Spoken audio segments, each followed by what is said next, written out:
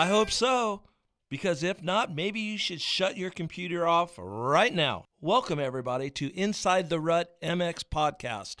My name is Kenny Watson, and I am your host. Before we get started, I just want to say thank you to everyone that made this possible. Team Elite, general contracting, residential or commercial construction, and all of your landscaping needs. They've got it covered. Team Elite has over 30 years of combined experience to get your project done right. Visit EliteTeamOffices.com for more details and tell them Inside the Rut sent you.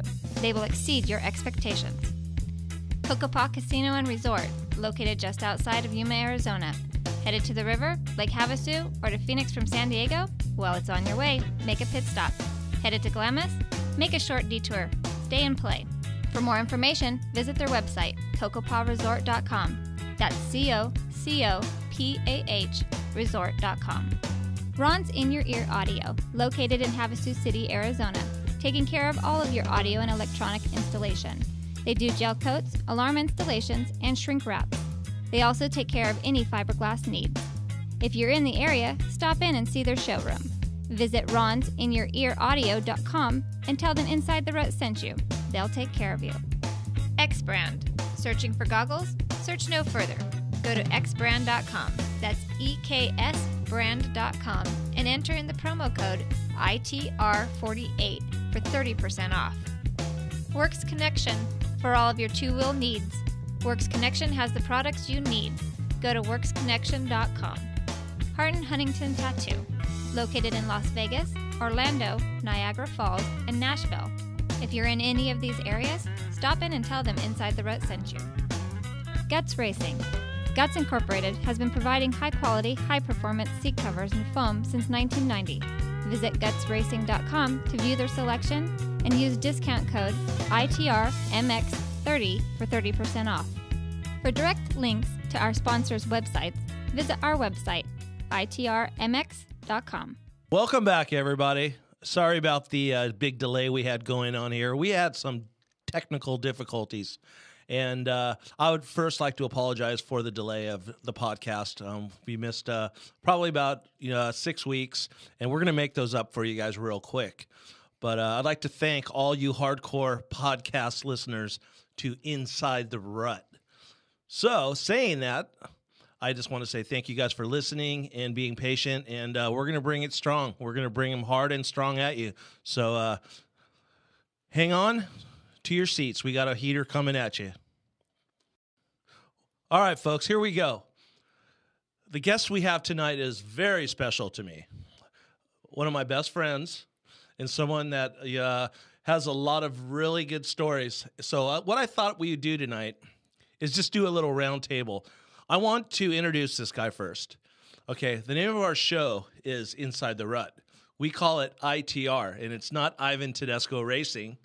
But as soon as he walked in, he was like, thanks, bro.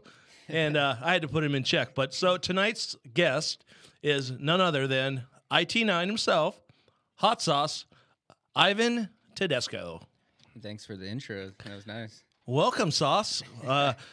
This is I've been looking forward to doing this with you for a while. We've done Ricky and Jeremy McGrath and all these other guys, but I think this would be cool, like you and me just sitting here just talking about some stories that we had and the good times and maybe some bad times. Who knows? But just want to open it up and welcome you and say thank you for coming by. Yeah, for sure. I don't know if I'm the storyteller that you are, but hey, we'll see what I got. Well, this is story time. And if you can't, I'm going to help you. There you go. Because if you don't have a good memory, I do. Boy, do I with you. My memory might be shot a little bit. But believe me, I'll help you out. So I'm gonna go to you first. Do you remember the first time we met? Yeah, I believe it was. Were you at Loretta Lynn's that year, or was it? I was. Okay, it was at Loretta Lynn's. You were there with Steve Wagner, I believe. And White Seals. Yep, Wyatt. High hat. Tall hat for sure. And so you guys don't know, it was 1999. And it was the inception of Plano Honda. And Steve Wagner was the owner of Plano Honda, a dealership in Plano, Texas. And he had this idea with Wyatt Seals. People don't know who Wyatt Seals is. He was a mechanic for Jeff Stanton. He worked at Factory Honda. He was from Texas. He decided he wanted to go home. So they wanted to get the hot shoe mechanic. And Wyatt referred me. I was at Triple X at the time. I just left Triple X, and I said, hey, let's do it. So I went to work for Plano Honda. So they said, hey, we're going to go to Loretta Lynn's and scout some riders. So they were out there, and there he was. Hot Sauce was out there. He was riding a Yamaha 125, and wild. And I remember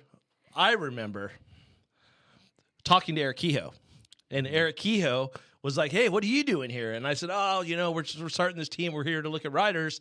And he goes, who are you looking at? And I said, well, these guys like Tedesco. And I said, but I understand that you guys are going to sign Tedesco. And he said, yeah, it's between Buckaloo and Tedesco. And he goes, it's a coin toss. Mm-hmm. And I said, well, whatever guy you don't hire, we will hire. Yeah. And that's the way it worked out. So what happened after that? Yeah, well, I mean, I had a horrible Loretta Lynn's. I had some flashes, I believe, some speed and showed. I mean, you guys saw something in me, but not really, bud. No, but but yeah, I mean, after that, I went on to me and my buddy Mark Thompson loaded up his truck and trailer and did the last 3 nationals out of that thing. And okay, let's stop right there. Yeah. Okay, so Millville was the first race after Loretta Lynn's that year. We didn't go to that race, so I'm looking at the results and I don't see his name in there. Yeah, I was on there. You didn't go beyond top 20. I just look at points, and if you're not in the points, you're just, whatever. So Steve already had it planned that we were going to go to the last race, which was Steel City. Mm-hmm.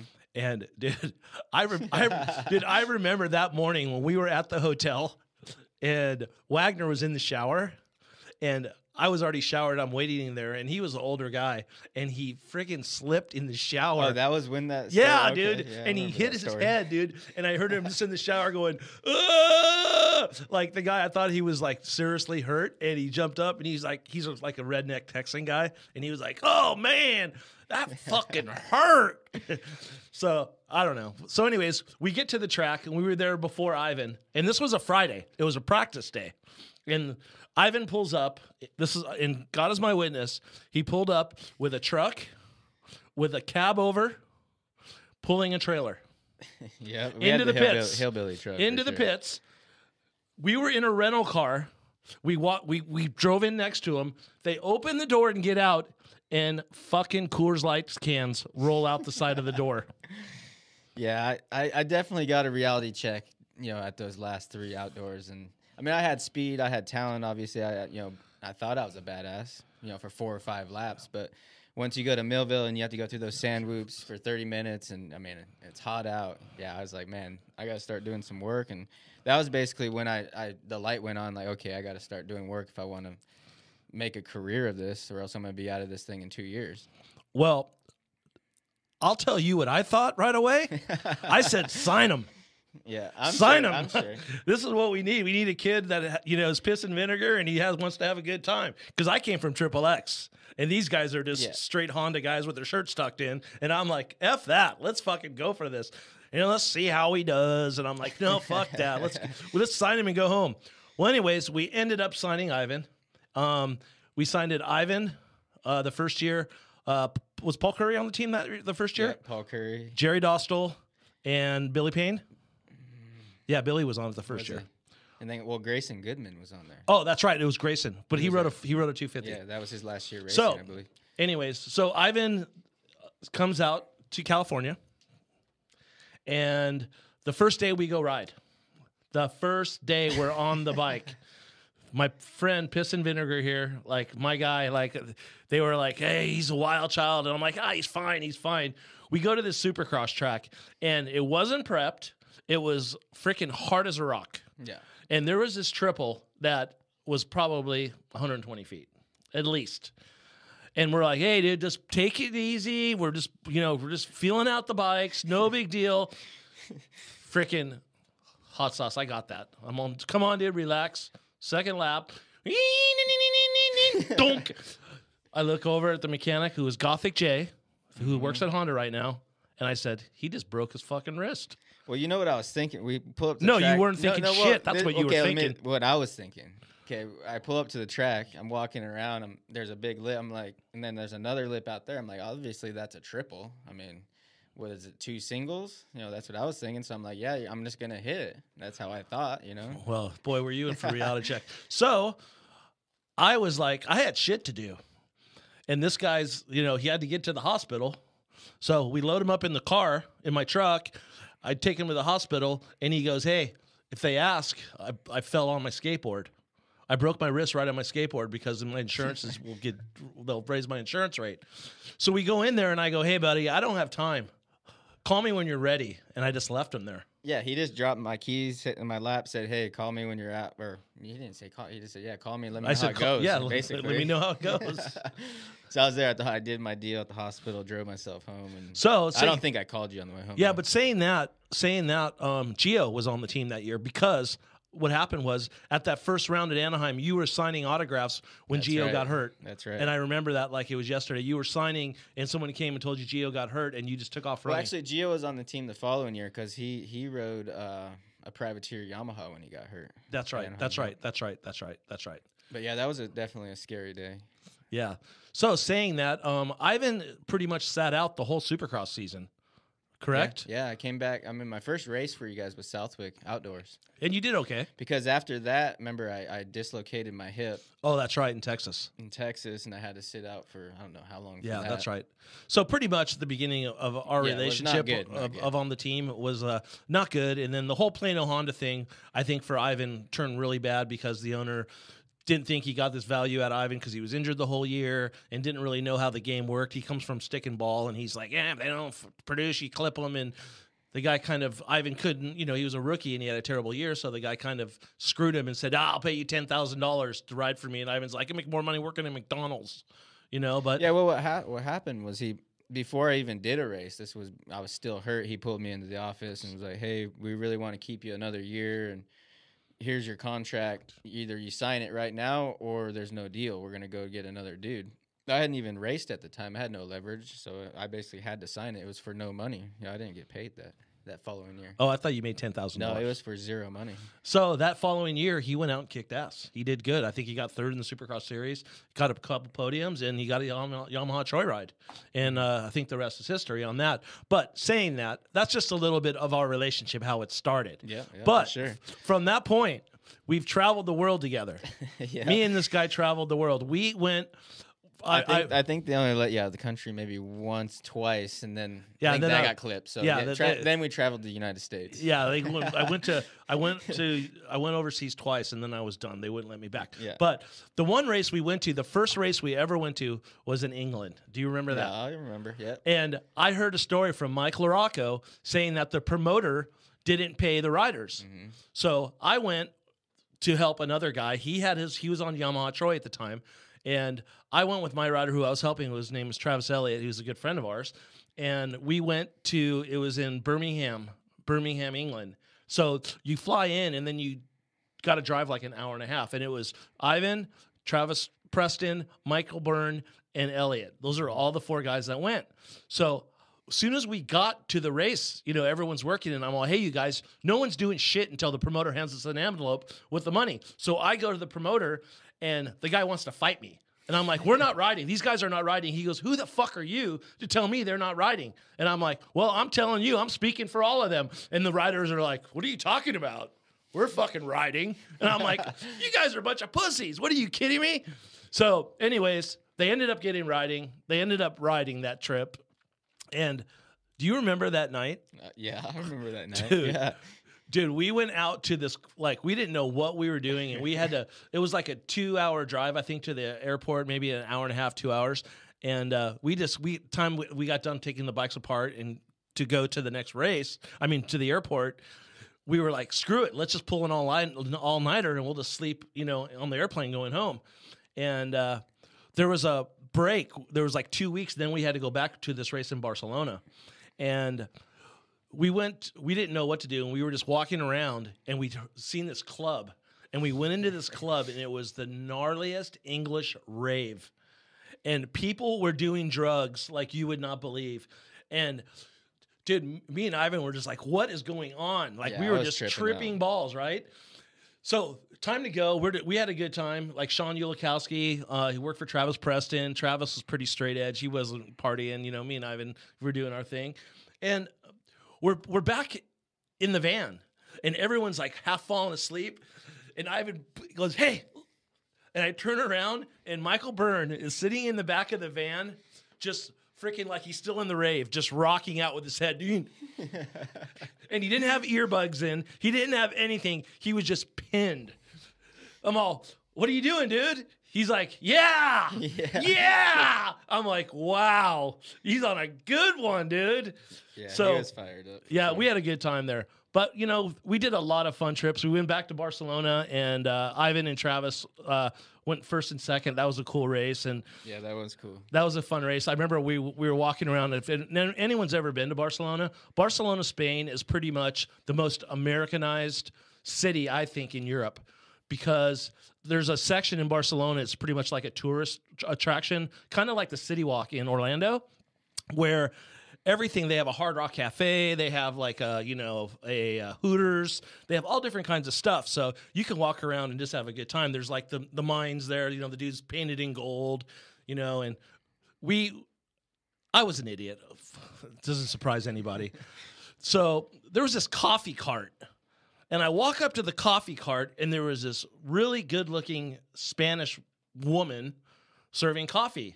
So my dumbass, I don't think that she speaks English, and I say something very vulgar to her, and she looks at me and goes, "What the fuck did you just say?"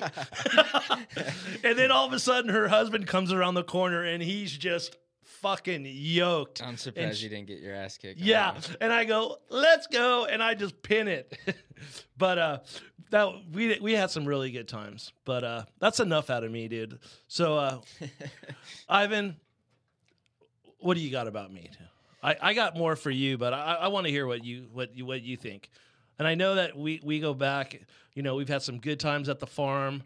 We've had some good times at your farm in Texas. Yeah, we had to. I mean, yeah, we were there like a whole summer, I believe. What, 2 months? It was 2 months. Yeah, it's so hot. Anybody that's been in the Houston area knows how hot it is in the summer, and we'd be out there pounding moto. Because I was coming back from shoulder injury that I got. If people don't remember, if you remember Vegas when Ivan stepped over the bars on that long straightaway when he was on Suzuki's. Yeah, I got my shoulder fixed, so we were coming back trying to make it back for outdoors, and this idiot, you know, he's trying to keep it fun for me. I was out there riding by myself, and he'd be running around naked half the time during my motos with his pit boards, and yeah, I don't know. We'd do all kind of. He's an idiot. He tells the stories a lot better than I would. Well, what about the time when he first got his property and he had Paul Carpenter's dad come in and cut an outdoor track. So he never had no equipment when we got there. So he wanted to go buy a John Deere tractor and a ripper.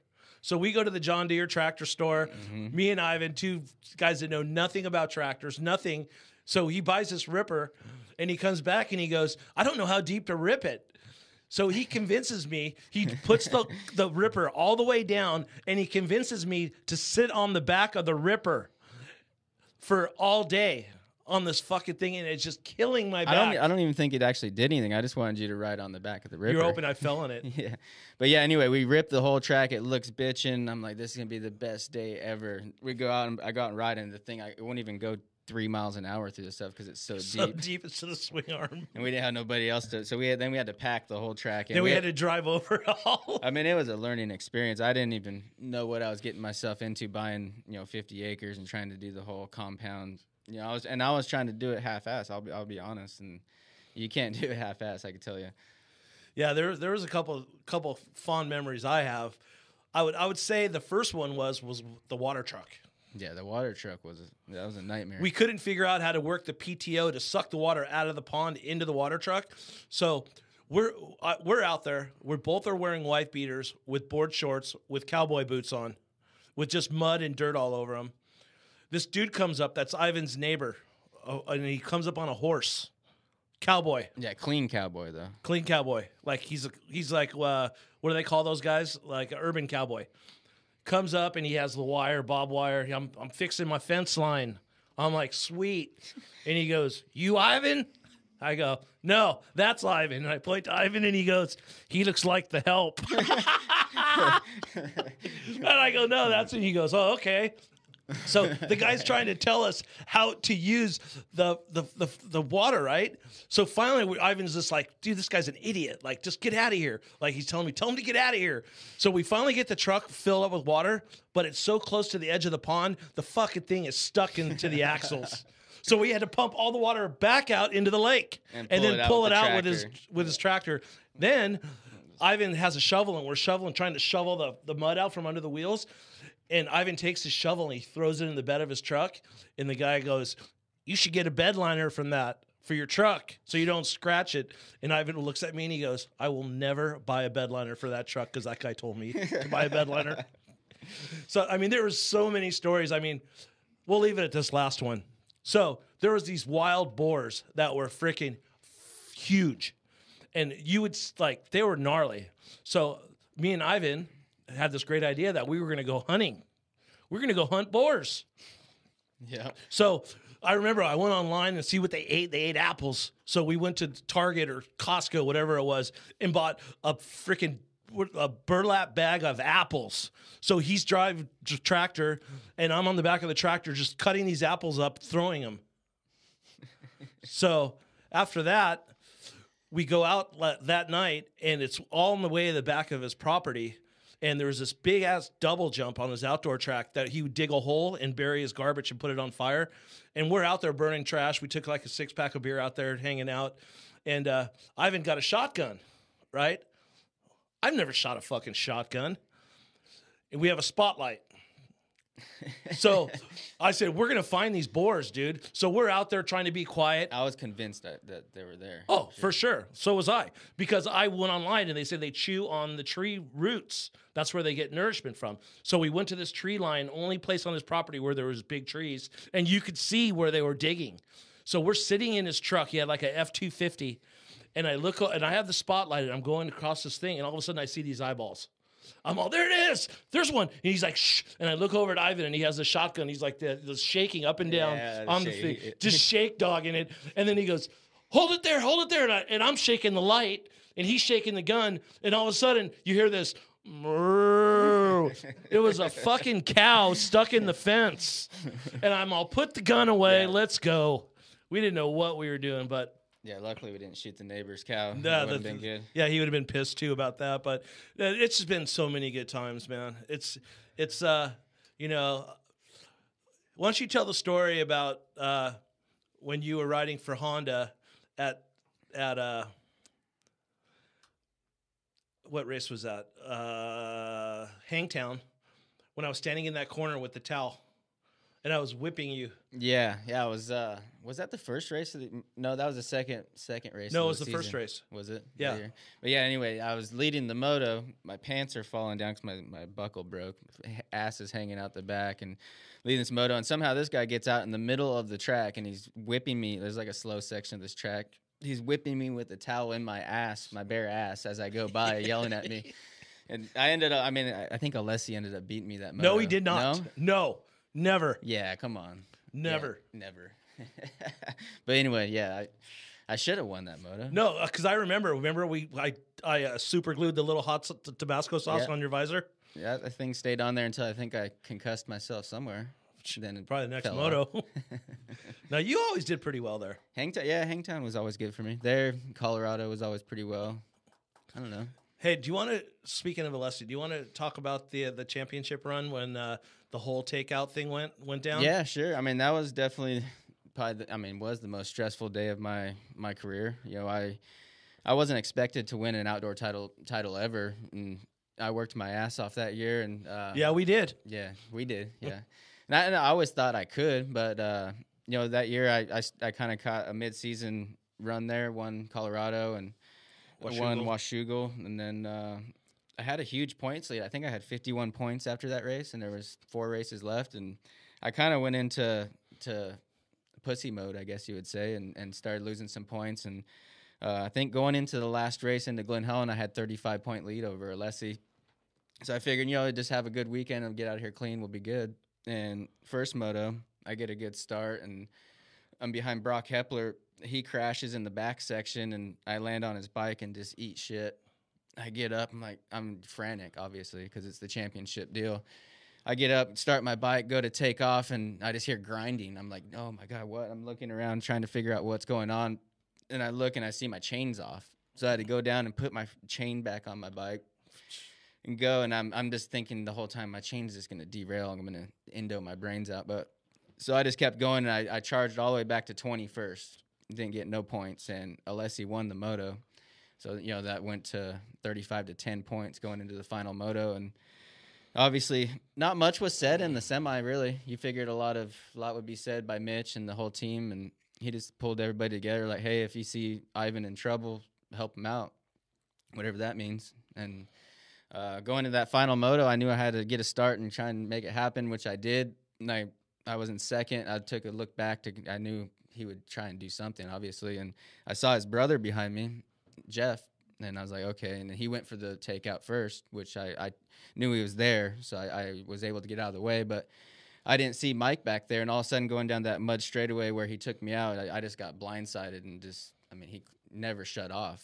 And you guys know the story from there. He's standing on my bike, trying to turn my bike off, pull my clutch cable. I don't know what he was doing, but I ended up winning. That's all that matters. Did you ever say anything to that guy? Not really. He came into the semi right after the race trying to congratulate me, and I think I went at him like a bull. I can't remember, but yeah, that's and then I'm cool with him now. Mike's cool. Totally. And whatever. He was a young kid. I'm sure his dad was breathing down his neck. He had a lot of pressure on him for sure. His team. I get it. Well, you have Larry Brooks as your team manager and your dad, Tony Alessi and Larry Brooks. They'll do anything to win. Both those guys are known for that. Yeah. So. Yeah, it's like Mike has been known throughout his career to do some pretty out of the ordinary things, and he's got a bad rap. But you know what? I've known the kid a long time, and he's not a bad person. No, he's not. He's not a bad person, and I think when he puts his helmet on, he knows one thing, and he was raised that way, and he'll do whatever it takes. But that was that year, man. I just remember I worked for Utopia, and we've been great friends, and I was just like, you know what, I'm going, and I'm going to do whatever I can to help you, and I've told the motorhome story plenty of times until we're freaking blue in the face, and that motorhome story is just legendary. What happened with that? And if you ever seen the movie RV, it's that on steroids. That's all I got to say. But it was a good time. But how funny was it when we were with a lot of people don't realize, but Ivan moved to Florida when he was riding for Honda to train with Ricky. And things really didn't work out. It wasn't, Ricky's program doesn't work for everybody, and Ivan went there and bought a house and committed, and things didn't work out. So Ivan decided, he wanted to move from there, and he had to go there to pack up his house, and he wasn't there for probably like 4 or 5 months. So him and I go there, and they shut the gas off or the water off. Yeah, they shut the gas off because I wasn't there for, I think, a few months or so. Yeah, so they shut the gas off, and me and him don't have any tools. We have a trailer hitch ball with the connecting thing, and we're trying to break off the lock with this thing. That's all we have.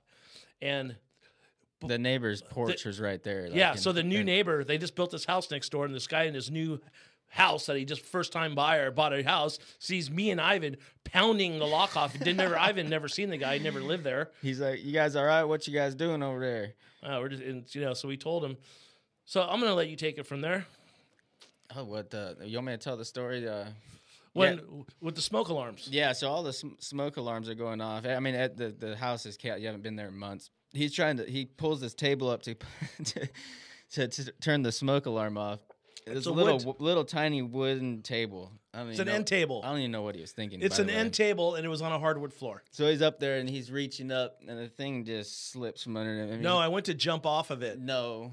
Was it? Anyway, I went to jump off of it. Either way, he put his head through the drywall, and pretty much, and then head slapped it off the wood floor.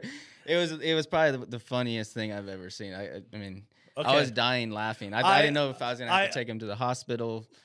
It was that bad. Dude, I was pretty much concussed for sure. For sure you were. And I'm coming to, and I look up, and he is standing over me, something like Dumb and Dumber when they're just pointing down, going, ah!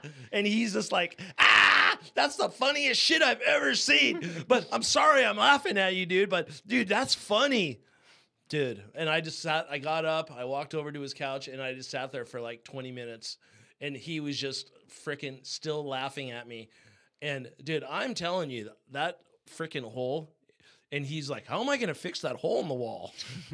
That's all he was worried about was the fucking hole in the wall. Yeah, once I knew you were all right. Oh, yeah. I figured you would fix the wall since you did it, but you know how that goes. Oh, yeah. No? Dude, don't even, no, fuck you. Yeah, so anyways. Anybody that's friends with Watson knows that ain't happening. There you go. Here we go. Here we go. So, do you got any more beef on me? You want to tell some stories? Or I don't know. I got a bad memory. All right. Well, I mean, I think I've hit my head too many times racing. Yeah. To be honest. Like these stories are like some of them I haven't heard in a while. It's like they're pretty good for the first time. I got more, but let's leave it for another time. And I just want to thank you for coming over and spending. I mean, I didn't get to talk much. I'm sorry. My stories weren't great, but that's all right. It's all right. No problem. Glad I got to sit in and listen to you.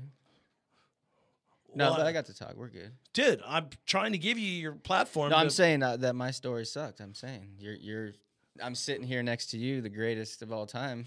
Glad the GOAT of podcasting. Yeah. What do you think of the studio? Yeah, I like it, dude. I like ITR. What you did with it. It's pretty sick, right? When are you gonna go live stream so you could see you? We're gonna work on that. You know, we've had, like I said when we started the thing, we've had a little mechanical or what's the word we're looking for, Steve? Technical difficulties. And it wasn't everybody. Yeah, it wasn't technical difficulties with that, with anything to do with the equipment. But we'll talk about that on a later date. But yeah, I just want to thank everybody for listening. And sorry it took so long to get this one up. I hope you guys enjoyed this little roundtable with Ivan. Maybe if you guys like it, give us some feedback. On Instagram, Twitter, whatever you guys want. If you guys like this kind of stuff, we'll keep doing it. We'll just get other people that are part of my life, and they can rip on me, and I can rip on them, and we can have a good time. Thanks for listening. This next segment is brought to you by Ron's In Your Ear Audio in Lake Havasu City, Arizona. Also, if you'd like to check us out on Instagram, it's at Inside the Rut. Also, you can subscribe on iTunes. Just hit the little button there, and you will never miss an episode. Also, check us out on the web at InsideTheRutMX.com. That's ITRMX.com. Our next guest for Where Are They Now is a gentleman that a lot of people don't know his name maybe, but he has been around a long time, and you see him in the pits, you see him everywhere. His name is Brian Berry. Brian Berry was John Dowd's mechanic, pretty much John Dowd's whole career. And then Brian shot off into a bunch of different areas in the industry. So let's hear his story. Welcome, Brian Berry. Hello. Hi, Brian Berry. Muffin, how are you doing, my friend? Doing well, and you? Phenomenal. Double backflip with a heel kicker, no hander lander. Nice. That's pretty good. On accident. But anyways, we here at the Inside the Rut, we've always tried to do this segment. And sometimes it comes out good, sometimes it doesn't. But I have a feeling today this one's going to come out killer because it's with an old friend and a guy that's been around this sport a lot and has seen the ups and the downs of the sport. So, Brian, why don't you, if you could, just give me a little background about yourself and how you got started in the sport. And if a lot of people don't know, this man right here is a very large man. And I'm not talking he's a big fat guy. He is just a huge man. And maybe let people know that, your athletic ability, what you could have done if you stayed healthy. So go for it. the biggest thing I realized after a few years was that I couldn't be a professional motocrosser. That's for sure. Much more suited towards NFL lineman, or I was a big thing I did was I was a catcher for many years in baseball, and I should have stayed into that. But as far as the motocross thing went, I got into the sport. I just rode. My dad raced as a kid, and when I was a kid, and I got into riding, and met John Dowd at a practice track, and really didn't have a lot of mechanical ability, but helped him as just a pit guy at the time, just holding the board and helping him with lap times and things like that. And he was just a local racer at the time, not even an expert yet, just an amateur guy. And that's kind of how our friendship started. I helped him with his sponsorships as he was getting to be faster and faster, and he was breaking parts and had no money to fix them. And he got the nickname the Junkyard Dog because his parents owned a junkyard, and he worked out of there, so it wasn't like he was loaded or anything like that. So that's really kind of how I got into it. And I started learning quickly. If I wanted to help him more and more, I needed to learn the motorcycle aspect of it, how to fix them, how to tune them and stuff like that. So I started, just learning from the local mechanics at the shops that were good. And then I, met people along the way, and I always just listened, and I probably just talked their ears off. I probably annoyed guys like Tom Morgan and Mike McAndrews was another one that I always leaned on for advice. And these were, top mechanics for Jeff Ward and guys like that back in the day. Were they from your area up there, both those guys? Well, Mike McAndrews was the first guy, of course, and he was from the area, and he was starting Factory Connection, which has grown to be huge now. He doesn't own it any longer, but he was just getting going with this small suspension shop at the time. And, I would call him, and actually it was Tom Morgan that talked me through my first top end, which is kind of funny. On the phone, okay, put this piece here. And so come a long way since then.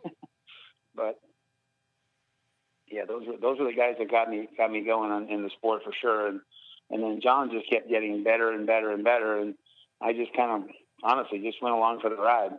But I did help. I did do my part. I got him sponsors, and I always made his bike look, really, really awesome on the track. I mean, even back before all these graphic companies and stuff, I used to cut my own graphics out for him and do all this, other stuff to get his bike to stand apart from others, Yeah, I could vouch for that. I remember I went to, I believe it was 1991, and I just wasn't even a mechanic in those days, really. And I did a ride along with one of my really good friends, who is Kyle Lewis, and he raced the Mickey Thompson off-road race the night before in Pasadena, and we drove all night to Sacramento to a driving rainstorm, and it just did not stop. And I remember, your bike there. And then also I remembered when he rode that Cowie when it was number 27, how bitchin' that thing looked. What year was that? Oh, yeah. That was 93. That was when we were sponsored by Tough Racing and the Red Roof Ends.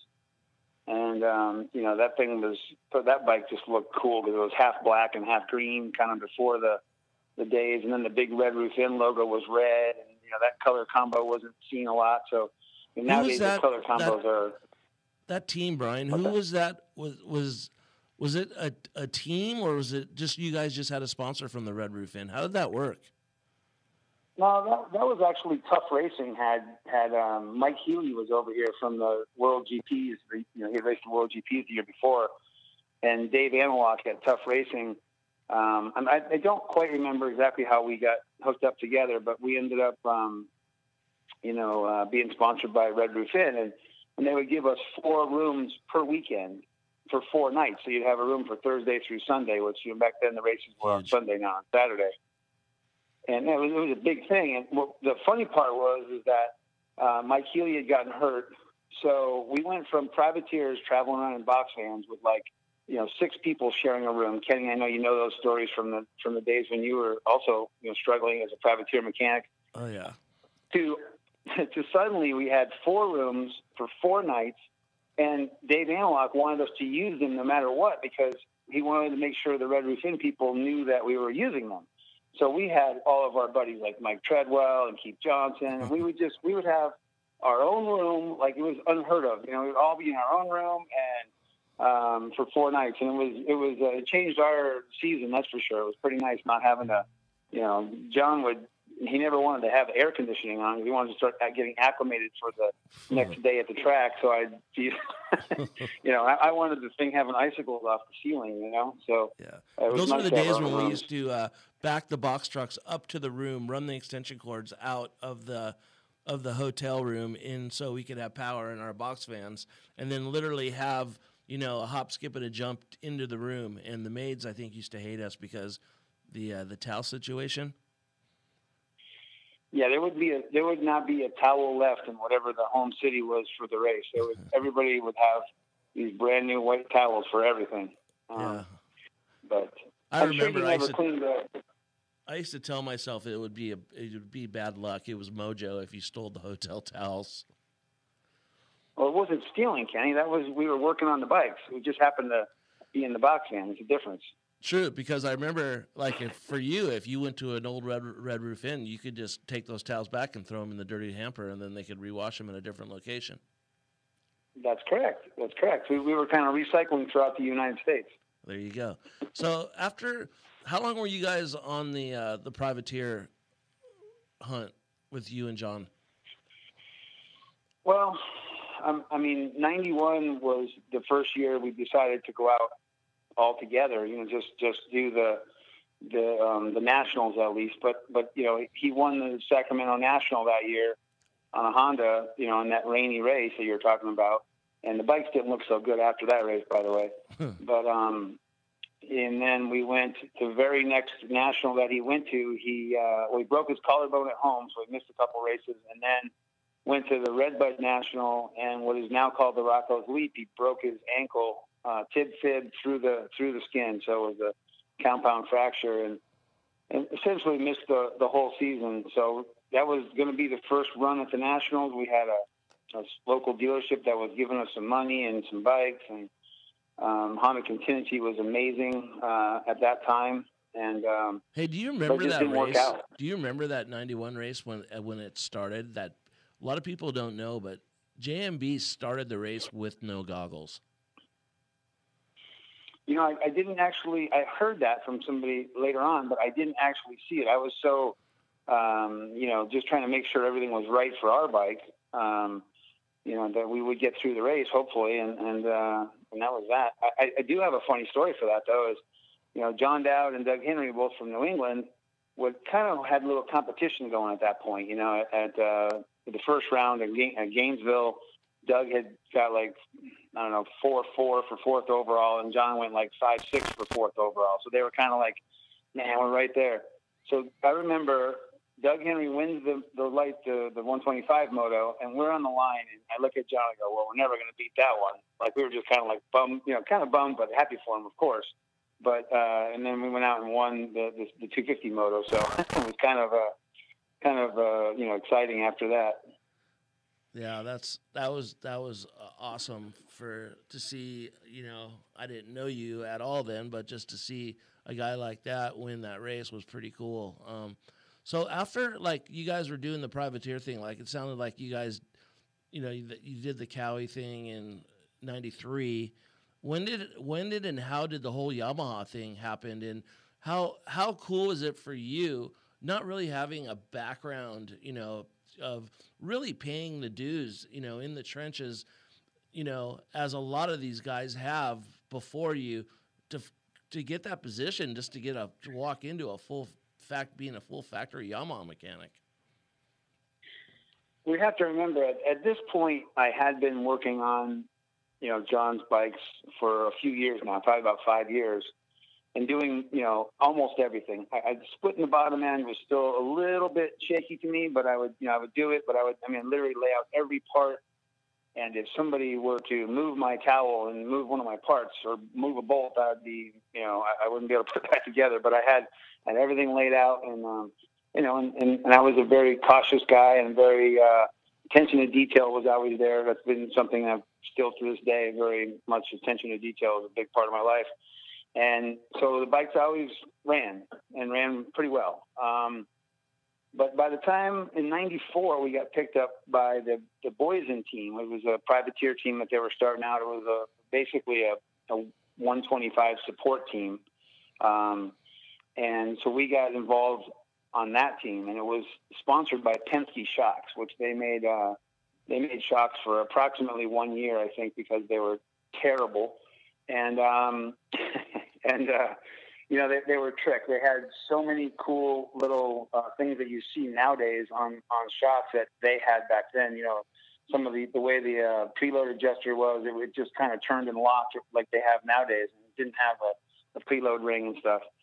And but they just couldn't get the shocks to move quick enough. So you would basically, what would happen is it would work well for the first few bumps, or even sometimes the first few times around the track, and then as it heated up, it would pack. So you basically, no matter what we did, you'd go through a turn, go through a section of bumps that he would go through 10 times in a row, and then the 11th time it would just pack and shoot him over the bars. And he was luckily he never got hurt or anything, but we were complaining so much to Yamaha because Boysen said we had to use these shocks, and John was at that point I believe either second or third in the championship as a privateer.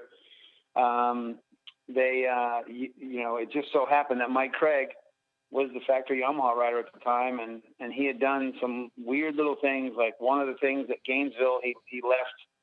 I don't want to get into his business, but I mean, he left in the middle of the night and said he hurt his ankle on a pretty infamous story about on a Doc Martin shoe in the middle of the night, and he flew all the way back to California for X-rays. So never really got a story exactly why he did that. Some say it was some girl trouble back home, whatever. But the point was that all of a sudden the Yamaha fired Mike Craig. So there was this open position that there was no fill-in riders in those days. Nobody filled in for anybody like they do now.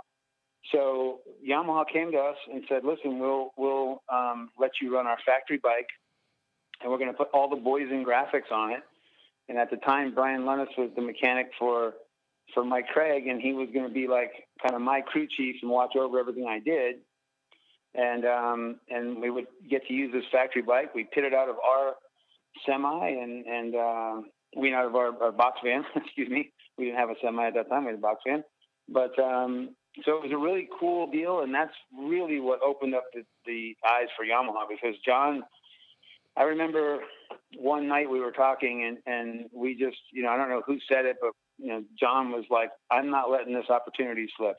I'm going to make the fullest, do the fullest I can with this." And he basically went out there and gave every bit of effort he had. And we went to the second race and he hole shotted and got like a second or something. And, and the bike wasn't even set up for him yet. We hadn't gone out and gone testing or anything. So, it was he did take full advantage of that, and they rewarded him with a factory ride for the next season.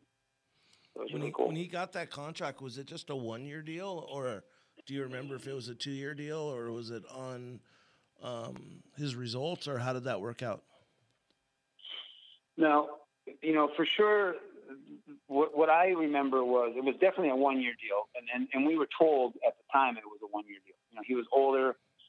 He was close to, I want to say pretty close to, he was either 29 or just turned 28 or something like that. So he was pretty old compared to most factory riders, obviously, even way back then. So essentially, he got this ride. It was a 1-year deal, and they were waiting for, and I don't remember who it was at the time. I think it was maybe Ezra Lusk or Kevin Windham or somebody was going to be coming up, and then Lusk was going to be done with Honda or something, and they wanted him to move over. So there was no real talk of, they basically were just filling in a year because they didn't have another rider.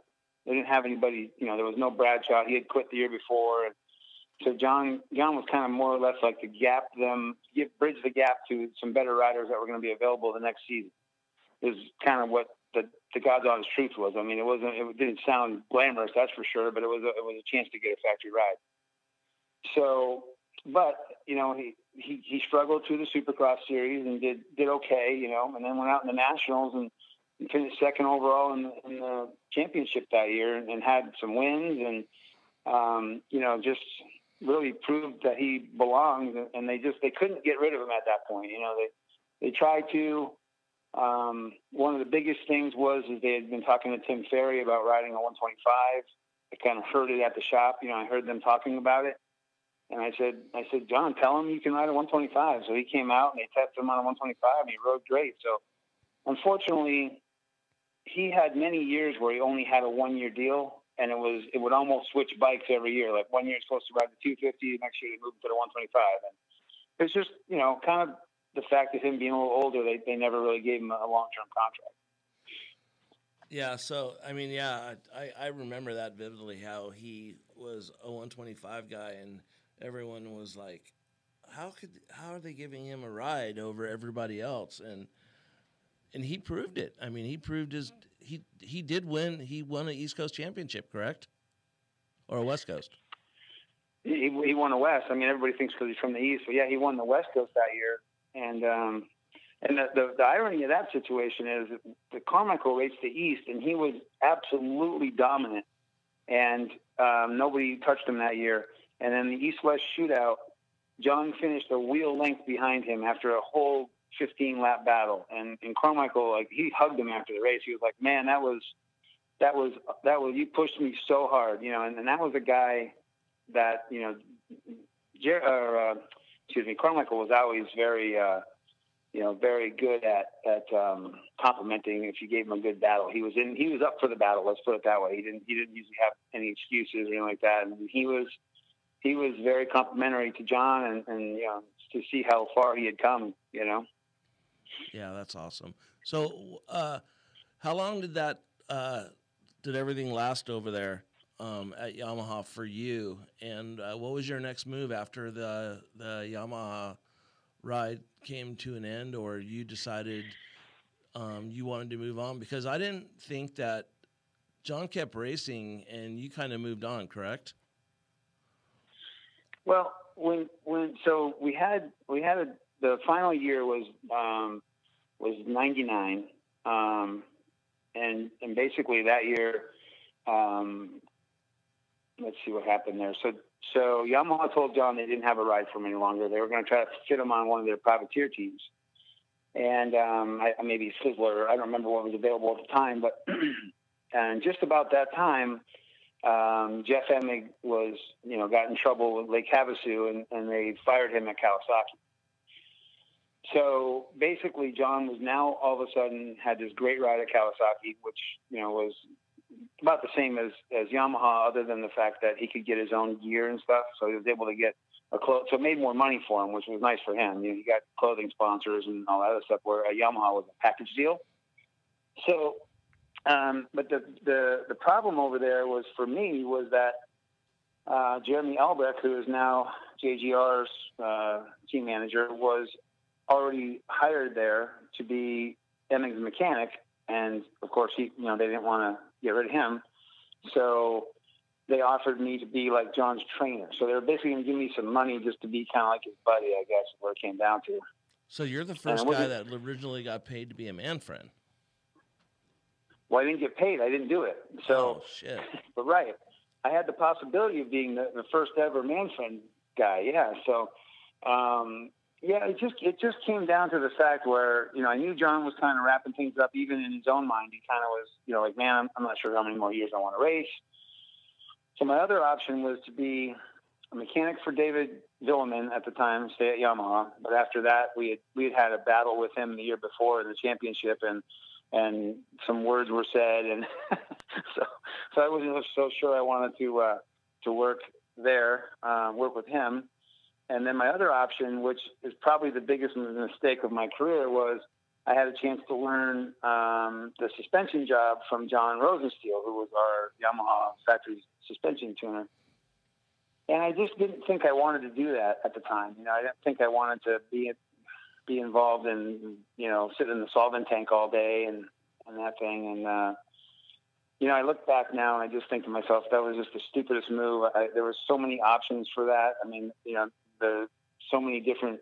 You could move from team to team. I mean, you could start your own business. There's so many things I could have done with that kind of knowledge, And I look back at that one. That was one of those jobs that slipped away. But I ended up going to Suzuki and working for Damon Huffman, which was a cool experience. It was the first time I was a mechanic for somebody that was just a rider, not my best friend. You know what I mean? So that was.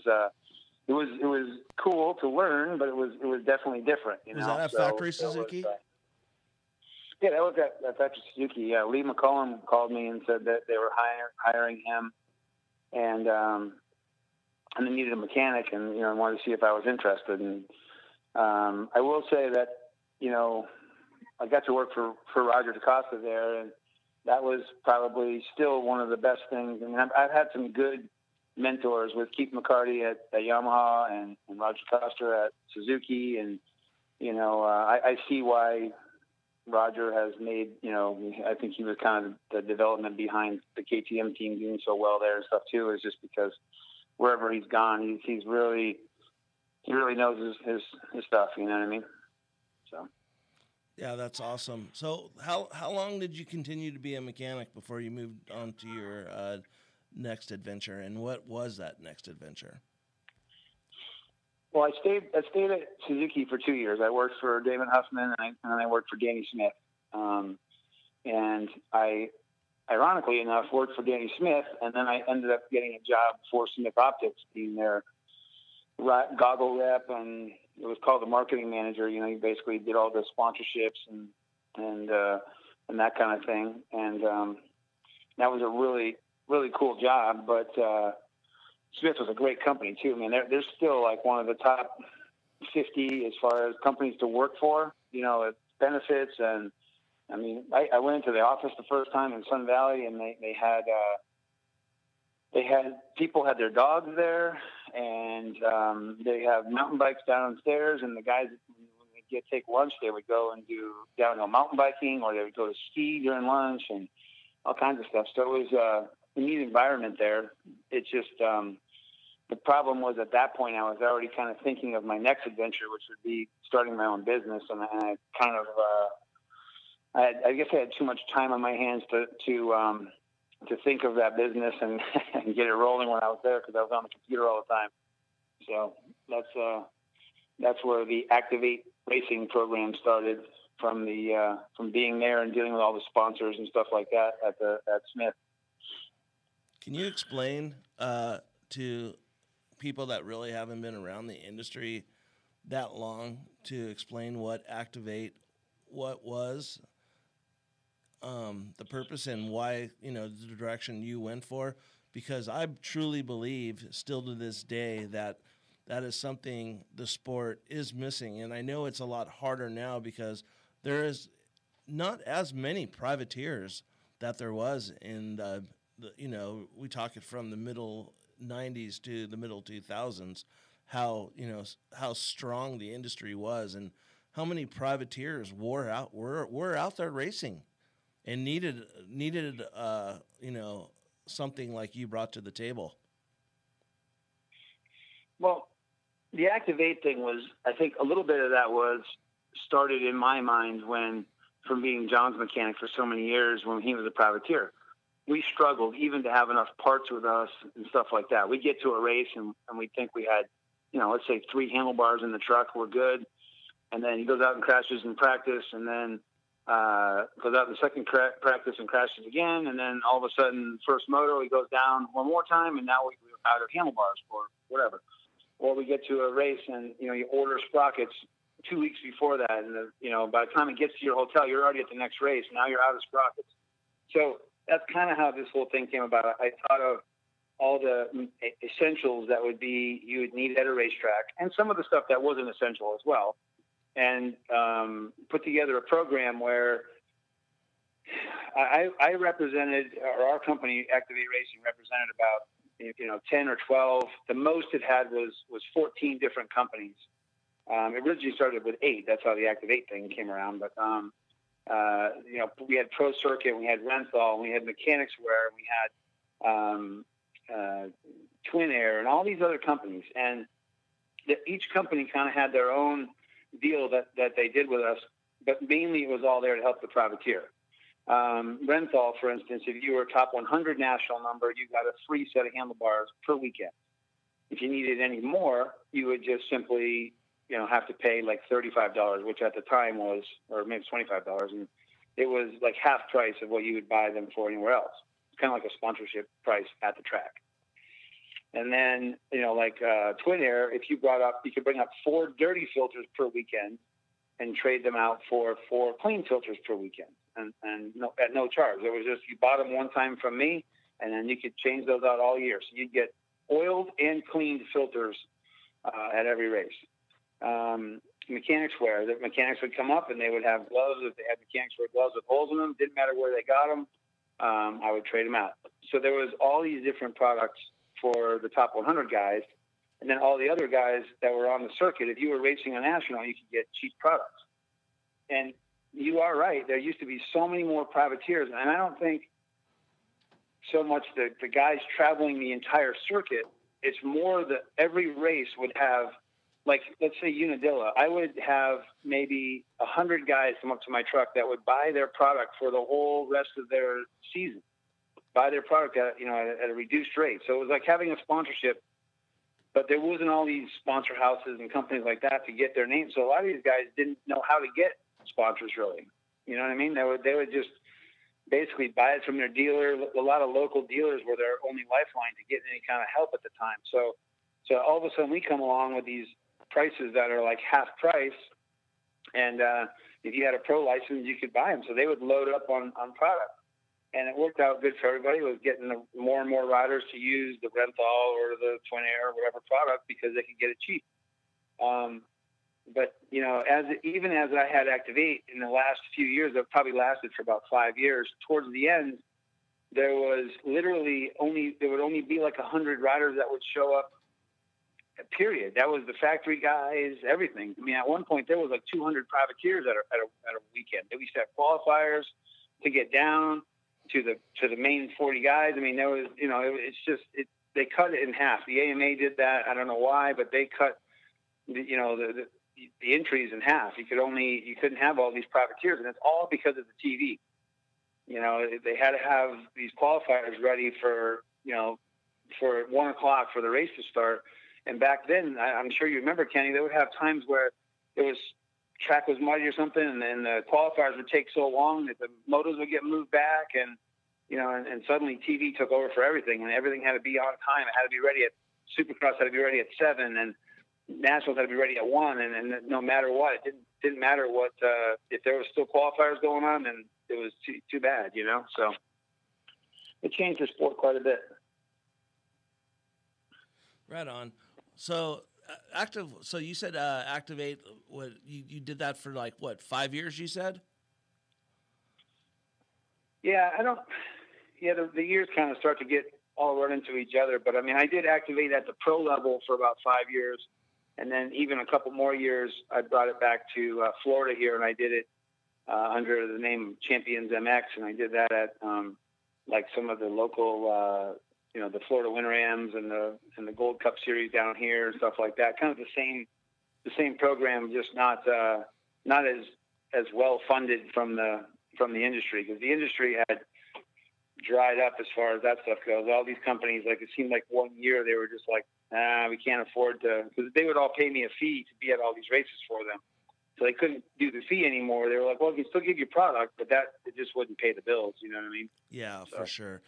Yeah, so I mean, you remember those last couple of years? We had that massive semi that we had. I mean, we didn't have a box fan anymore. We had full semi. So yeah. I mean, I remember that like it was yesterday. You guys, like I said, you guys did an awesome job. And then it was, sometimes I would look at it and I would think to myself, I think some people took advantage of it, kind of like, the Team Green program, the way it used to be. Like, you used to be able just to take your bike there if you were an amateur on an amateur national, and if it blew up, they would fix it for you no matter what. And then it started to come, people would blow their bikes up at home and just go, I'll just take it to the truck and they'll fix it. Well, I think people started taking advantage of the situation on that aspect of it. But, with your deal, I think it was, it was kind of shitty to watch it go away. I remember before you, it was Scott Swinehart that did that.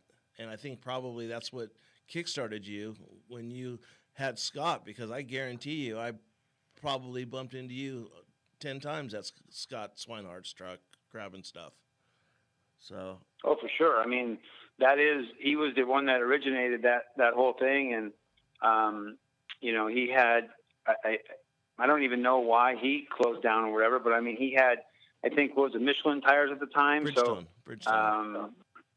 Yeah, it was Bridgestone before Bridgestone was real popular and stuff. Yeah, that is true. And I mean, he did the same thing. And honestly, Scott was the same kind of guy. He was there sometimes, and I felt like I did the same thing sometimes. I mean, I felt like sometimes I really should charge more, or I should do something different to make more money. Because, I mean, it wasn't really like a massive money maker. I mean, we did okay. We had the truck, and we were getting to the races, and we were getting some salary and stuff. So I'm not going to complain completely, but, sometimes I would forego a true business sense. You would say, you would look down and you would chop off all the fat, and you would chop off, and you would figure out how to make dollars and cents work. You'd know exactly what your cost was and all that. We didn't do that. A lot of times we'd be like, sure, I'll give you this part. I know you're struggling privateer, and we would give the thing away, or whatever. We just covered on our own. And Scott did the same, because Scott did it for John when he was a privateer. So I know he did the same thing. I mean, he covered it lots of times. He would take care of us. So he was a good man. Yeah, for sure. That was that was an awesome time in our sport. A lot of people really don't realize, these are the kind of people, like yourself and Scott that's helped this sport grow and help it get to where it's at today, and you know what, I want to talk to you about, the team that you guys did for a little bit, and the only reason why I want to talk about it is because there's so many keyboard warriors out there that love just to, tell everybody how to run their team and what maybe they should do. And, I have a great comeback for everyone that likes to talk crap on whose ever team it is and what riders they should pick and what they should use. And I say it's very, very simple. All you have to do is do your own team, and you can make whatever decision you want. But what I'm trying to get at is people think it's so easy to do a team. It's so easy, get someone to write you a check that's valid, that's not a rubber band. And there's so many people out there that think that they want to be involved in this sport. And they'll tell you everything you want to hear. And they promise you they're going to give you the check, and they're going to do this. And you're going to go out and start spending your own money to get things rolling, to cover it, and wait for that check to come. And sometimes that check doesn't come. And what that does, it affects yourself, the rider, that you said, hey, we're going racing, and they're ready to go racing. They're training. They're doing everything they can do to get ready. And they could have options other places that they said, no, I'm going to go here. So that means when you tell someone you're going to do it, that's your livelihood, that's your word. Plus, you have mechanics that have families. Yourself has families. And then when it all falls apart, who's the bad guy? You know what? Because people didn't do what they say they were going to do. And you know what? It's this sport, it ruins families. It ruins people's lives in many, many, many, many different areas. And what I want to try to get the point across is with you is that sometimes things get out of hand and out of, what's the word I'm looking for? It's something that you can't change, and you can't do anything about it. And it just sucks. It just sucks that has to happen to good guys like yourself. And I just wanted to know if you were willing to open up and try to explain, because a lot of people really don't even know what happened with your guys' team and why it went away. And, because that's the last anyone's really ever heard or seen you at the races. Well, I mean, I'll be honest with you. I hear a lot of horror stories out there about teams that are supposed to be funded by this person or this team or this sponsor or whatever, and sponsors dry up. And, you know, I can understand if you have a major corporate sponsor and all of a sudden they go bankrupt or something and you lose your sponsor. But in my particular situation, this was just a person representing themselves as a multimillionaire. Myself and Kenny Germain, who was a good friend of mine from New England, a great mechanic, worked for Ernesto Fonseca, and he worked for quite a few different riders, Michael Rocco. Don't forget, worked Josh for Hart Hansen. Huntington. Yeah, that's right. He worked for Hart Huntington. That's what I said, Josh Hansen. So anyway, Kenny had actually met this person, and I feel kind of guilty. Because if he wasn't there, he wouldn't have met that person. You introduced that, yeah. But that's okay. I mean, you didn't know, and I don't think anybody knew. But the bottom line for us is, there was a time when this person came to Florida and kind of wined and dined us, showed us pictures of their Learjet that they were going to be getting for the season, let's face the facts. I don't have never had a Learjet, don't have any possibility of ever having one. So when you see that stuff, you certainly get pretty excited and maybe even don't think clearly as you should. I was told to have a budget together in the next couple of weeks. I had spreadsheets from other teams I had tried to do. I had been trying to do teams for a while. So I had all this stuff together rather easily. My suggestion was to do a Supercross, 450 Supercross program, because the lights program can be so expensive. I know it always sounds like, why would you not start in the lights program where the guys have a chance to win? But my theory was, to win in that class, you have to have great riders. You have to spend unbelievable amounts of money on bikes to be competitive. By going with the 450s, my goal was to have a couple guys that could get in the main events. It was Kyle Chisholm and Bobby Canary, and not a ton of money to, as far as salary goes.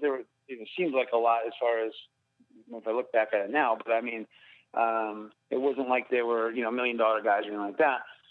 And that was kind of our theory. And Yamaha was behind us. They gave us bikes and parts. And again, the sad truth of the matter is that this person used, and again, I used my situation. Everybody has a different situation, but Kenny and I's name, and mainly my name in this situation, because I was going kind of on the forefront of I was going to be the team manager. Kenny was going to be more or less doing the performance end of things. And so these people that I call, I'm calling because of my reputation in the industry, which was really good at the time. And I'm saying, hey, I need help with this team. We're going to do this team. I have these riders. Certainly, Brian, we'll do what we can. We'll give you bikes. We'll give you parts. We'll give you some money up front. I mean, we had what I feel like on an unbuilt team, you have to go by the riders and the team manager or the people involved's name. So we did that. So pretty much you're going off relationships that you built through the year. I mean, for sure. If there was a person that I didn't know, I would call yourself or Jeremy Albrecht or one of my good friends from the day, and they would have a contact. And then again, they would say, like in Jeremy's case, he hooked me up with the guy that did all of our jerseys, our team shirts. He said, give this guy a call. It's my friend from way back. He's been in the industry forever. He's a good guy. This guy calls me all happy to do our shirts, and it's funny because even though I didn't know the guy, he was willing to go out on a limb for me just because I was friends with Jeremy and he was friends with Jeremy. And that's how this sport is. Yeah. If you tell me that guy is a friend of yours, I'm going to take care of that person because he is a friend of yours.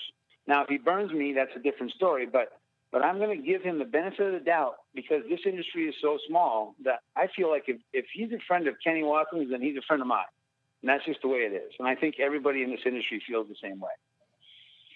So, again, I used all these, got all these people together, and we did the one thing that I committed to Kyle and to Bobby was that we were going to have competitive bikes. And I felt like if we didn't have the coolest truck in the pits or we didn't have the coolest this or that, as long as our bikes were competitive, then, and I think that gets lost a lot of times. These teams want to have the baddest truck out there, and everybody's gear matches, and everybody's, the pit area, all their stuff is perfect. They got the plastic lay-down floors for Supercross and all this stuff, and then their bikes are junk. Well, we weren't going that route. We were going to go, with the cheaper semi. Of course, that never even happened. But, the plan was bikes were number one. Kitted suspension, motors well built, and always prepped properly by good mechanics. I felt like that was another thing. A lot of these teams would just take somebody on there just to. I'm not picking on anybody in particular, but I wanted good mechanics that were knowledgeable, and the bikes and the riders never had to worry about their bike having an issue. And so we got rolling into the season, and we got a little bit of money trickled in. The semi, there was always an excuse. There was, this check didn't clear yet, so we're going to have to go to the first race in, again, a friend of mine's motorhome. So, again, I use up another friendship to get this motorhome to come to the race. So at least we have something, right? So the check doesn't come. So the first 5 rounds are all in California, and the riders weren't supposed to get paid until the first couple of rounds because we had it set up that way because we were getting money in from sponsors and stuff as well. So we were going to pay them after we started getting that money in. So we're into like the 5th round here, and we still haven't gotten a check yet, and there's still excuses, and there's every check doesn't bounces, paychecks bounce. Oh, this happened. Oh, I'm so sorry, and they screwed up this. And so it seems like these people are still showing up every weekend like it's all good, oh yeah, it's all good. Well, so yeah, at one of the Anaheims, we're talking the 5th race of the series. This person didn't have a pass. Now, keep in mind, at this point, I hadn't been paid for any of the passes that I paid for me personally for the first round. So we're paying for kids of said owner and stuff like that to get to the track. I hadn't still even been paid back for those yet. And this person says to me, he wants a pass that goes down on the track. And all he had was a regular wristband. And he screamed at me and told me that he's the mother effing owner, and I better have him a track pass, which he didn't need a track pass. You don't see the owners of any other team walking around on the track, and it's usually the team manager that's on the track. You know what I mean? So that was a little bit of a tough one to take because I basically had I was like, you haven't even paid me yet. How can you call yourself an owner? So that was the start of really knowing that we weren't going to get paid. We were 5 rounds in.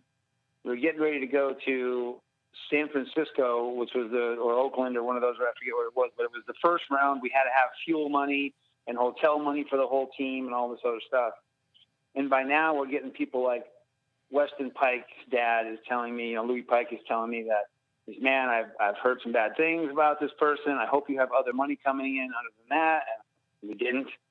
We were told we didn't need it.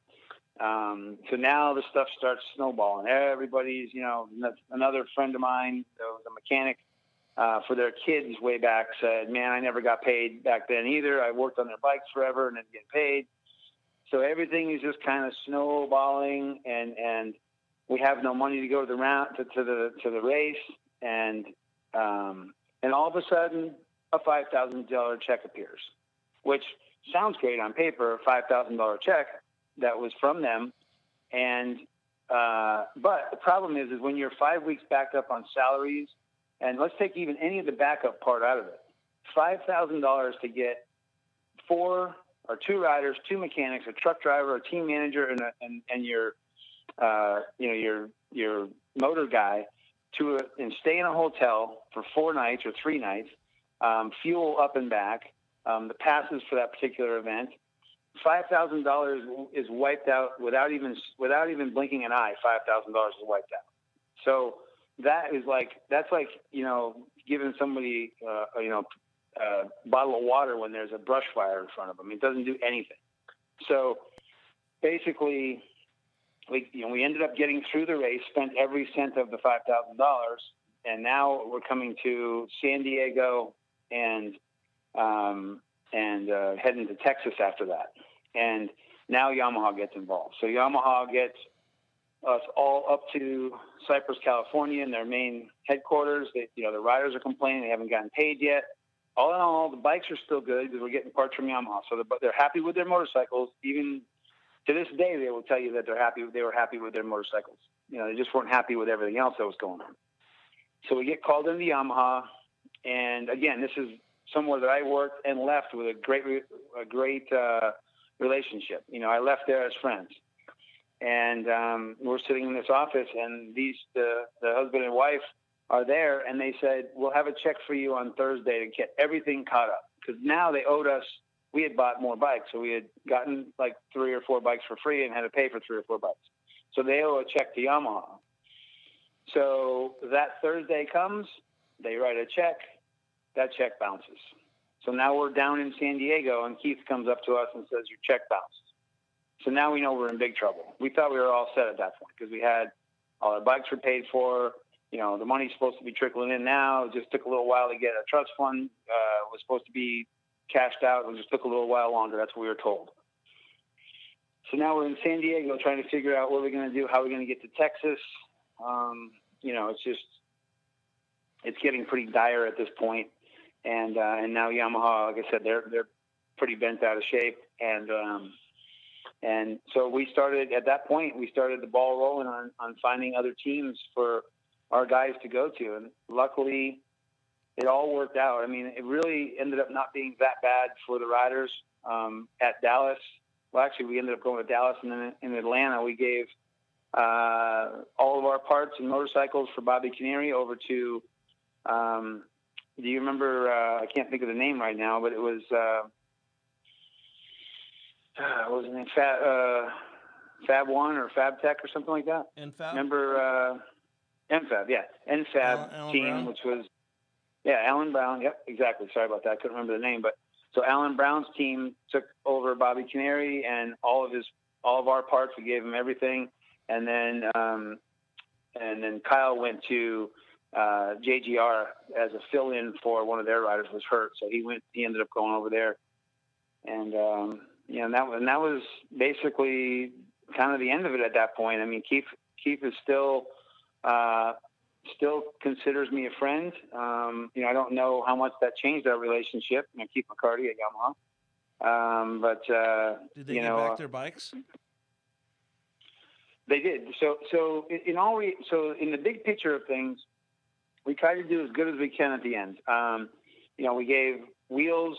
We had gotten wheels from who's the guy that builds all the hubs now for the factory team? John Anderson, W. Yeah. So at WW, yeah. So we got the wheels back to him. Unfortunately, he never got a check, so he did lose some money, but we got at least the wheels back. There was companies like Enzo, Ross over there. We basically gave him the suspension went with the riders, and he got it back at the end of the year. Again, we gave him. I think we gave him $2,500 towards the stuff, but I mean it was terrible. I mean, he probably spent $10,000 to get all the product for us, and then we give him $2,500. I got the suspension back. I'm sure he could sell it a year later or whatever, but I mean that's not how he wanted to do it. He's a small business as well, So, I mean, it didn't turn out to be too bad at the very end. Like there's still some people. Doug Dubach, he was Dr. D. He was a big help to us. We stayed at his shop and worked out of there. And, we used the Dr. D exhausts, and he was a great help as well. It's just a bad feeling and that's why I haven't been to the races. I go every once in a while, but I don't know how people will react. Sometimes you just kind of wonder if somebody's still kind of mad at you deep down inside. You know what I mean? So. Yeah, I think though, Brian, we'll leave it at that. I think that people know what kind of man you are and what kind of person you are, and how you are just out there, trying to help some. At the end of the day, it's about putting a business together and then helping the riders and all that stuff. And I know you must have been gutted just for the riders and your mechanics and all this stuff. And I'm just still mind-boggled to this day that, people can do that to other people's livelihoods and then just show up like it's all good, like there's no problems. And but you know what? You've been you're a good man, and it just sucks. Good things happen to good people sometimes. But let's end it at this. What's Brian Barry up to today? Well, I mean, I've been working at a motorcycle shop here in Florida, Champion Honda Kawasaki. Been doing that for about 5 or 6 years now. I am the sales manager here or there, but we sell Honda and Kawasaki motorcycles. Not a lot of dirt bikes, not a lot of motocross, unfortunately. The area that we live in, which is near Cocoa Beach, Florida, is not a huge motocross market, and unfortunately, I every time somebody comes in to buy a dirt bike, I get pretty excited, but unfortunately, those don't really make you any money. It's the big Gold Wings and sport bikes and stuff that make the money. So, I don't ride anymore. I don't. I have a cousin that just made Loretta Lynn's this year, so that was, or a nephew, sorry, in the 125 class, and he's a good kid, but he's, I don't know if he'll ever make it as far as a pro goes or anything like that, but he sure is having fun doing it, and so that's pretty cool. And that's about it. Big into my daughter's softball. I mean, we do that all the time. That's awesome. Yeah, I like to see that life. Your family and your marriage made it through that debacle, because we know how hard that is on, everybody that has to go through the downs like that. But you know what? The strong survive. And, I got nothing but great memories about, the time we were on the road and just good times. We'll end it on this one, Brian. Daytona Beach after party. Jordan Burns had that helmet on, and he freaking had this half-dome biker helmet, and we all had a few cocktails, and you dropped the hammer on him, and I don't think you knew your own strength, and you hit him on top of his head with a downward punch and put the dude to his knees, and he goes, "Dude, I didn't think you'd hit me that hard." I go, "I don't think he meant to hit you that hard, but that's just the way it was." But we've had some good times, man, and I'm glad to hear that you're doing well and your family's doing well, and just wanted to thank you for coming back and reminiscing the past. Well, I mean, thank you for having me. I do feel bad that I hit Jordan that hard, and there was no malice intended, that's for sure. To this day, we're now friends on Facebook, and he does remind me every once in a while of that. But like he should. Yeah, but in all honesty, again, there's the motocross things, right? He's a motocross fan, and it was okay because there was another motocross guy that did it to him. And if that was a different situation, there might have been lawsuits or whatever. But because we're all crazy and one big family, it ends up being just a funny story to tell. So, thanks for having me, and it was good to talk about the old days. And I'm always here for chatting, that's for sure. So, all right, Brian. Well, we look forward to seeing you around at a race soon, and hope all's well with you and your family. And talk to you soon. Thanks again for coming on. All right, talk to you later. Welcome back, everybody. Episode 5. Wow, time flies when you're having fun. Anyways, today's guest in studio, the one and only Ryan Hughes. Many people have always scratched their head when you say Ryan Hughes. I have been blessed, or not, to have known Ryan for 1990 was the first time I have ever met Ryan Hughes. Met him at the World Mini Grand Prix. I was there with Kyle Lewis and kind of had a little altercation, if you want to call that, with your brother. And it was over gate position, gate pick or something. And first time ever at an amateur national, first time ever seeing any of these people. Matter of fact, I was still in school. And I went with Kyle Lewis, and the whole deal came up where Kyle was all, "Hey, that's someone you don't want to fuck with right there. Just let him do it." And I'm like, "Oh, F that. And I learned my lesson. Didn't even have to beat me up. Just made a good point. But anyways, welcome, Ryan. Well, I guess welcome after that one. Yeah, I don't. Good thing I've knocked my head enough times. I don't remember that, so I have no idea. But yeah, my brother was always very protective of me, but that's what a big brother does, you know. So I don't feel sorry for you. Perfect. Right on. Well, let's just dive right into it. Let's go back to where it all started. I know that born and raised in El Cajon. Is that where it all started? No, Escondido. Escondido. Sorry, my bad. Yeah, Big difference. Yeah, about big, like 45 minutes, but no. Escondido, California, where was born and raised, and that's where kind of the whole thing started. I guess was we always rode. We had bikes, we had 3-wheelers, we had all that stuff. So we always just rode in the hills and rode in the desert. So I started riding probably when I was 4 or 5 years old, but we were just doing it for fun. And actually, I rode 3-wheelers more than I rode motorcycles. I like that better. And the funny thing was, in 1984, when I was 12 years old or something, I think that, not 12. No, I don't even know what age I was. But anyways, my mom and dad, they bought me for I think I was in 4th grade or whatever, but my mom and dad for Christmas bought me a 250R 3-wheeler. What? 250R 3-wheeler.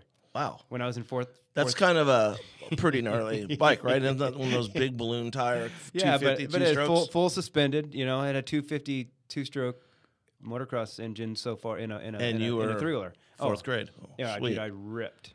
I Dude, I was so fast on that thing. So anyways, I rode that more, and we went to the desert more. And then, my brother raced back in 77 to 79, but I was playing soccer at the time, and I was still kind of young. And I didn't have any interest in racing. And then he had to quit because my dad had to work a little bit more because he was working more night shift at San Onofre power plant. So anyways, my dad's job changed to more daytime, so then he had more time to work on the bikes and stuff like that. So my brother started racing again in 84, and they kept trying to get me to race. And I said, no, because I was playing football, and I was really good at football, and that's what I wanted to be. I wanted to be a professional football player. And then they finally drugged me out there to ride Saturday practice at Barona Oaks, because that was the big track then, you know what I mean? Back in the SoCal days. And I was crying and bawling inside the truck. No, Dad, I don't want to go out. I was scared. I didn't want to race. They finally got me out there, and I was riding. I fell over, and some guy stopped and picked me up. And I was like, whoa, man, these guys are nice. I don't know why I thought everybody was mean or something. They picked me up, and I took off again. I was like, whoa. And that just was like, boom, that clicked. And then I won my first 6 races, and that's all she wrote. On your way. That's all she wrote. Do you remember, like in that era when you were starting to race, like who was around then? Like, like some riders that you looked up to at that young of age, maybe that was in your neighborhood, or you could go to a local track and practice, or maybe even a track in the hills. I had a couple people that lived by me, Lance Raymond and someone else. I mean, they just kind of got into, they weren't, back then I thought they were amazing, you know what I mean? But they were kind of just maybe qualifying for a Supercross, getting into the night show, that level. But once I started racing and stuff, then it was more, Mike Craig, Scott Brown. Was Clowers in your clique back there? Because he was stampede. Yeah, he was, but he was younger than me, so I couldn't look up to him. But even if he was, you would be looking down at him. He was badass back then. Like a Brian Manley. All those guys would come every once in a while to Barona Oaks and stuff like that. Then of course the Rick Johnsons and Scott Burnsworths and Lachine and Glover. My first major I was Brock Glover. I had his posters everywhere and stuff like that. So. But those are the guys kind of I looked up to, I guess the most. So cool. How long at that level did you just, until it said, okay, we're gonna get serious. We're gonna start going to amateur nationals, and how long did that last before the phone started ringing with some help? Let's say I started in '84, 9 to 11 beginner, and 1988 I turned 125 250 pro. So what year? 88? 88. So like 3-4 years I started, and then I was pro 120 from 80 to 125 250 pro in 88. And so I moved up very quickly. 89, I got a call from Kawasaki, and they wanted to sponsor me. And, you know, I thought, fuck, I'm factory rider now. You made it. I'm done. You know, they offered me 3 bikes and $1,500 in parts. I made it. You know, life's set. And I thought that was the best deal on earth. And but now you look back on it, and you know, it's nothing, but it was a lot back then. So that's when it all started with Kawasaki, and then I stayed with Kawasaki till 1998. So almost 10 years I stayed with Kawasaki. Yeah, I want to go back to that era when you first got picked up, because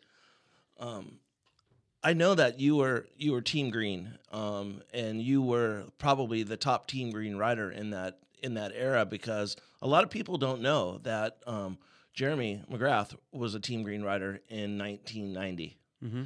And that was really the stepping stone, like when Mitch Payton was coming out with his team. And Cowie, really, it was between you and him who they were going to support at that pro level with the box van and parts and really push it. And you were that guy. You were the guy that they looked at before McGrath. Yeah, I mean, back in the amateur day, you know, I beat Jeremy all the time, and you know, not bragging or anything, but that's just what it was. And I was the fastest amateur in the world. I won titles that year I won both at Texas, 2 at World Mini, 2 at Ponca, both A classes at Loretta's, and both at Mini Olympics. My first national, I got 5th. First moto ever was 5th. Where was that at? Hangtown. So again, I was the guy, you know, coming up, and I was the guy that was that 2000 and no, that was 1990. 1990 or 91? 1990.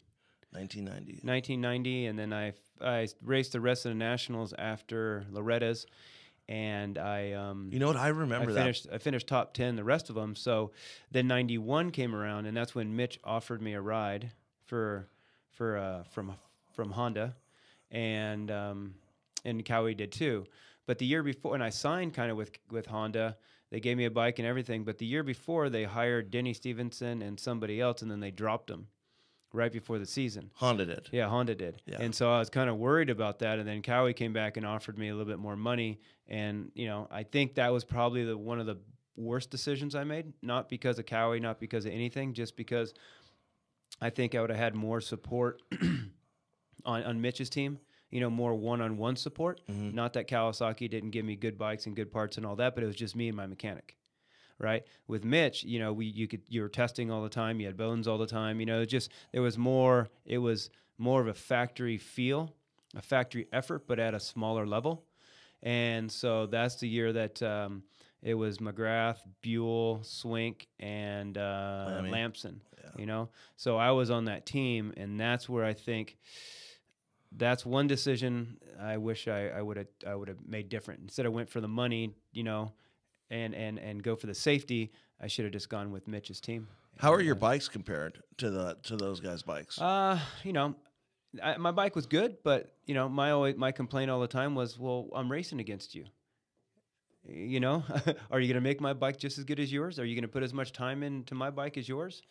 So, you know, so the first race was at Orlando. And so wait, who did your bikes? Pro Circuit. Yeah. Oh, okay. Yeah, so when you were at Kawasaki, it wasn't nothing in-house. No, not yet. Not yet. Okay. So that was 1990. Yeah, 1990. that wasn't just. Now we're going into 91.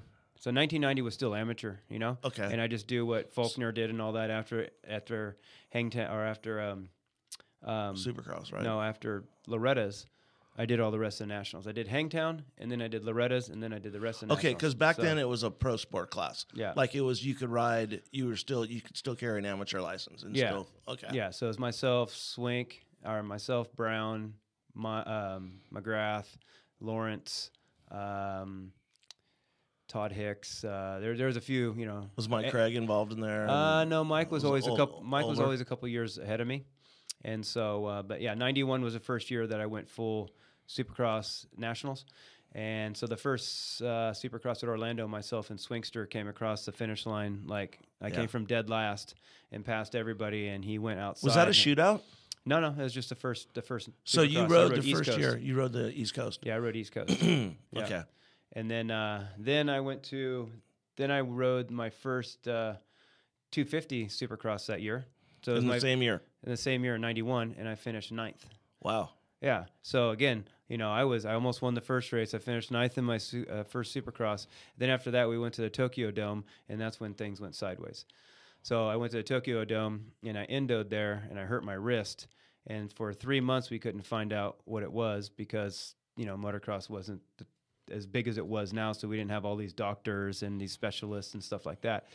So I went there, and so I struggled with a hurt wrist for 3 months, and then I finally went to another guy, and he poked in one spot, and I said, ow. And he went and got an x-ray, and it was a broken scaphoid. So we had surgery. They tried to take bone off it, and so I sat in a cast for 3 months. And after the second time I rode, it was still hurting, went back, and it didn't work. So they had to go back in, do surgery again, put a screw in there, and then I was out for another 3 months. So I missed 6 months of that year. Were you still under contract? Yeah, I was under contract, and then I had kind of, now if you see my wrist, this is all it moves up.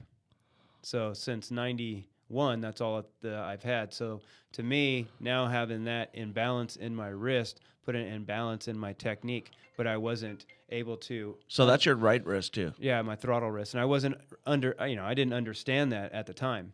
And, about technique and form and all that. Now if I knew what I knew now, it'd be a different story, but I just kept riding my normal way. But I was always, to me, I felt now when I look back at it, I was always off balance a little bit because I always had to lean, right? Like this. And so that's where a lot of injuries started from there, I believe. So you picked up a lot of bad habits because of that. Yeah, just now looking back at it, I feel that was some of it. And, maybe I went about it a little bit wrong, because back then it was, you just got to train hard. You just got to train harder than everybody. That's it? That's all I got to do? Oh, shit, I got everybody smoked then. But I should have gone more about skill, more about feel. And that's where Jeremy, he took off. Because Jeremy went about it with more skill, more feel. I went about it more hard work. And that's where I think we kind of went the other direction. He had, a much better career because he stayed away from injuries and he had more of a feel, more of a flow. I had a few, quite a few injuries happening, and then that starts making you second guess yourself, doubt yourself, and then it's a kind of a mind thing also. Yeah, I was around back in the day there, but I wasn't part of that clique. I think a lot of things changed with that whole clique after the passing of Jeff Grafton. I think that life was wild and free, and you guys were a bunch of young kids, professional motocross racers, all super good-looking kids, going to, on trips together, and, you would party with the best of them. Bob Gnarly, that was Ryan's name, Bob Gnarly. He would party with the rest of them, but the difference between Ryan is he would be, the next day, would be training his ass off where those other guys wouldn't. And I think that, looking back at those days, going off of just hard work and work ethic, where I would just be a bystander in those days. I wasn't part of the clique. I didn't hang out with anybody. I was from the other side of California up, Kyle Lewis was my guy, and I was always rooting for Kyle and wasn't really even involved in the moto industry. I was just a friend that would go and support him, and, just being an innocent bystander, if you want to call that. When you were talking about that year 1990, I can remember vividly standing at the AMA box trailer, when you guys used to get paid after the motos. Yeah. When they would give you envelopes with money in it. Yeah. I mean, that's how gnarly the sport has come. And I remember those guys, you guys talking, and, people were saying, fuck, I had to pass you, dude. I had to get that extra $20. Yeah. Well, you know what I mean? In 1990, that's how myself and Chad Watts, we raced a national. All right, dude, we have enough money. Let's go to the next one. Did that one? Okay, hey, let's go to the next one. In 1990, I didn't get paid. 91, I got paid, but 1990. So we were kind of privateer type of thing. We didn't have the support except, with the parts and bikes and stuff like that. So, when we got the cash, we're like, boom, cool. Now let's go to Broome, Tioga. Oh, yeah. Cool. Right on. Let's go to Steel City, And so that's kind of how we did it back then. And I didn't really know you at all. But for some reason, I was always that guy that I used to look at the guys that looked cool, like in their gear and in their truck, and hands down, you had it covered. You were in that JT. The first time I saw you, you were wearing the Dalmatian gear. You were number 37. You had this badass box truck. You had this freaking mechanic that was just totally on point. Your shit was always, the bikes were always awesome. And I was like, fuck, this guy's fucking on it. Yeah. You know what I mean? And then you backed it up with results. But I want to change a little bit. Getting back to your mechanic, Chad, that's kind of a unique dude right there. I want to know how a dude from Southern California linked up with that guy. That guy, if people doesn't know, his name is Chad Watts. He was a top mechanic in this industry for a long time. He worked for Rhino. He worked for Carmichael. He worked for Pichon. He worked for a lot of dudes at Pro Circuit and Kawasaki. He worked for Honda. How did you end up linking up with Chad Watts? I think it came down to that year at I raced Ponca City, and I ran out of gas. And I was so pissed at my dad and this and that. And my dad was just like, that's fine. We're done. I'm done. I'll get you a mechanic. I don't want to have to deal with this, And, that's my dad. Whatever, If you don't want me to work on your bike, I'll get someone else. So I think he met Chad back then. I didn't know. They just flew him out. They're like, yeah, we're getting you a mechanic. He's from North Carolina, and he's flying out. And this hillbilly-ass kid came off this airplane. I'm just like, what in the world is that? He was a kid, too, right? Oh, yeah. He was, because I was 15 and he was 16, or I was 16, he was 17. Yeah. And he just came out, hell, my name is just the biggest hillbilly. I'm like, what in the world is this guy even saying? I couldn't even understand him. But man, did he have that bike polished. Yeah. He was 100%, a great mechanic on the bike. Now, driver of a van, not so good. But I was with him on that trip, by the way. Yeah, well, we went to, when I was back in North Carolina, it was his graduation, so we went down to Myrtle Beach for his graduation party or whatever, to go hang out there. And it was probably, I don't know, from Shelby to there, maybe 4 hours. I don't know. He got pulled over 5 times. No, I'm not kidding you. 5 times he got pulled over by a cop. And never went to jail. The speeding. No, well, you can't tell because they don't have it on record. That when you have 5 times in 4 hours, So he just had this repetition of just hauling ass, and we didn't like it. We always were pissed off at how fast he were driven, or we heard, and then he went, then he hit the back of that semi and almost killed himself. Yeah, we were all together, and we were. It's funny. I had Skip and Jeremy, and we were talking about that, how we were leaving Millville, and one of those guys, I was a privateer mechanic, and they were cool enough to let me follow them, and it was literally 100 miles through an Indian reservation, and it was fucking just dirt roads for 100 miles. Yeah. With no GPS, no nothing. Yeah. And there was literally 10 to 12 box trucks, and they were matted. And you could not see unless you were on the bumper or somebody. And the way that you knew people were stopping was they were on the CB. Yeah. They would say, okay, brake check, brake check. So we drove into the night, and we were literally not that far out from Washougal. We were probably 4 or 5 hours out. Yeah. And everyone's like, hey, man, let's everyone just get some rest. We'll just wake up early and drive in and start working tomorrow. And Chad's like, I got this. I need to get to work. Yeah. I got parts coming. And we're like, Chad, dude, don't take off, because he was by himself. Yeah. And he, the next morning we heard that he fell asleep at the wheel and freaking smashed in the back of a semi. Yeah, he just ruined the box van, destroyed it. And well, lucky he didn't kill himself. Yeah, he was almost dead. He lost, I think, 3 feet of his intestine or something like that. And so we started to call him straight pipe, as you know. But so myself and my dad had to fly out there and pick up the pieces and change all the stuff from the box van into a U-Haul, and then we drove into Washougal, and but from there then I got to get into the semi. So then I was in the semi, But who filled in for Chad? Do you remember? I think it was just since I got in the semi, I think it was like Rick Ash and maybe stuff like that, possibly. Because that year that was 92, I believe. Yeah, 92, and I was running like top 5 in the nationals. So I was doing really good that year. My first full season, because the year before I was out pretty much the whole season with the recovering from a wrist. And so that was really kind of my first full season into the Nationals. But I think Rick Ashe and Brett Leaf kind of split duties maybe. Or no, you know what? I think it was Norm maybe. Norm Bigelow. Yeah. I don't know. That's crazy. So much stuff. It's like, I think about that, and it's a long time ago, but it really doesn't seem that long ago. Yeah. It doesn't really. It's just crazy. And I always say this to everybody on the show. Isn't it crazy, like when we have kids, how much faster time goes by? Oh, dude, my kids are going to be 19 and 15 this year. That just blows Evander's me going to be 19 years old this year.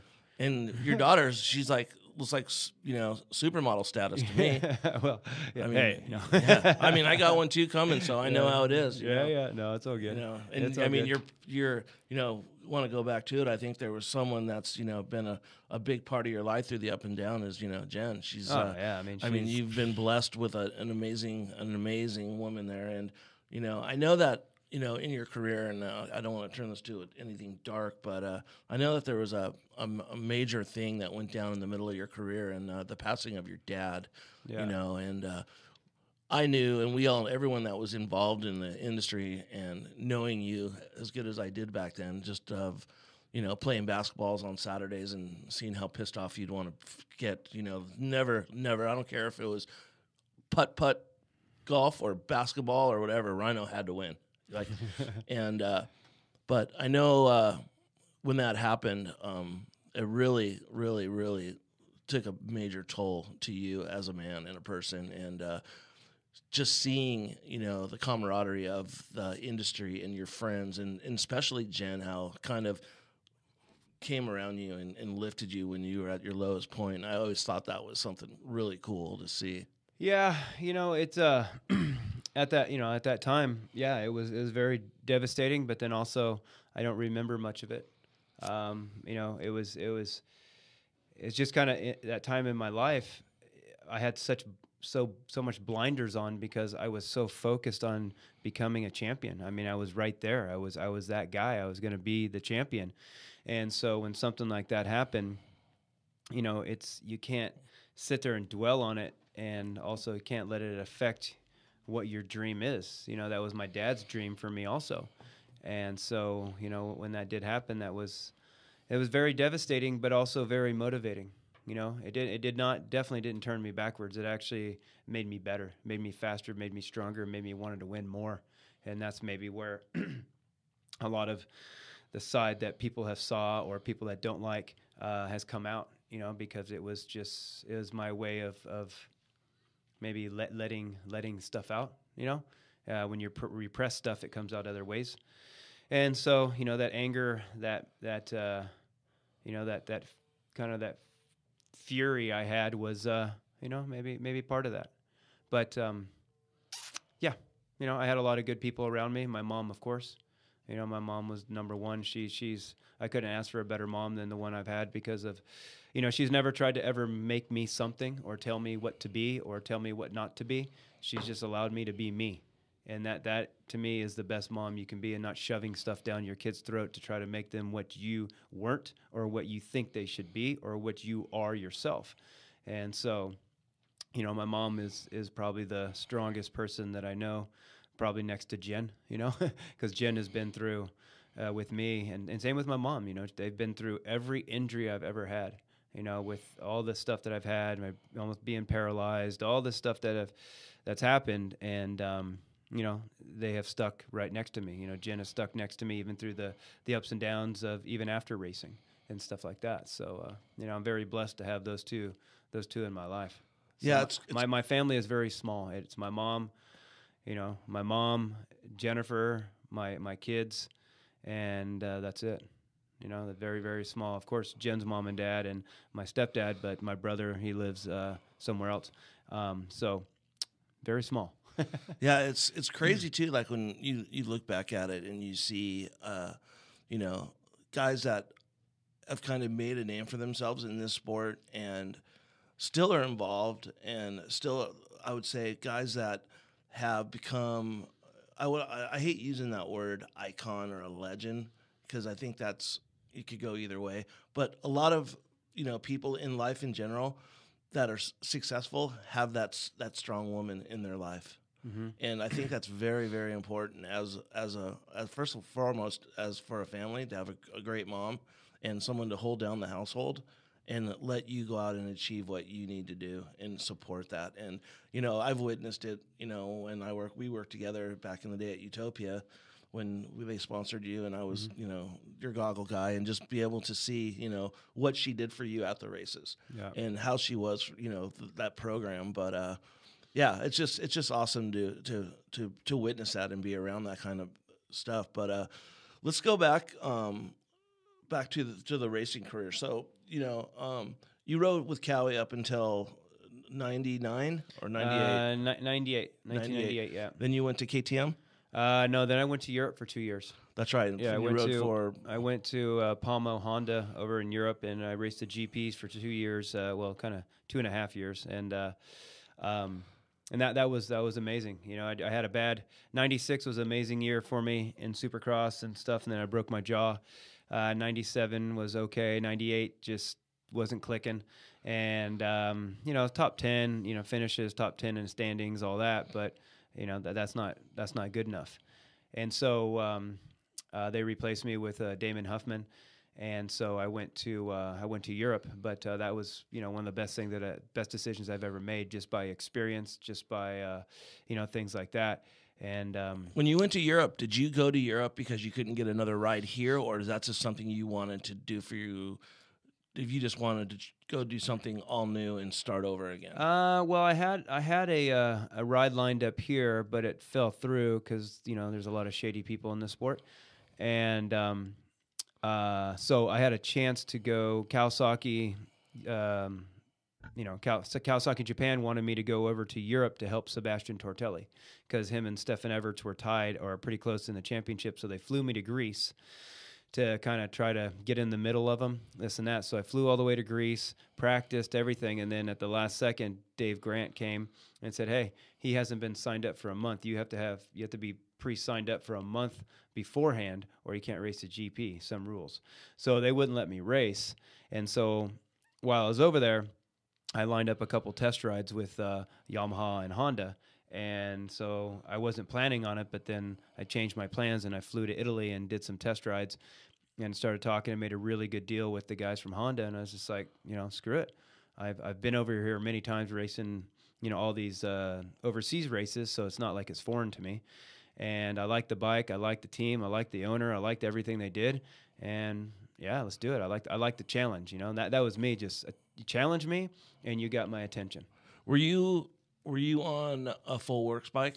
No, 99. I had to ride pretty much the 98 stuff. Everything was used. Everything was old. I mean, it was pre-production, nothing factory. Yeah. So my bike was probably one of the slowest bikes of the field, but it hurt me off the starts. But other than that, they knew where I was coming. Yeah, they knew I was coming. Yeah, I don't think that that would be something that you would ever use for an excuse as a motorcycle. I think anyone that knows never you, have.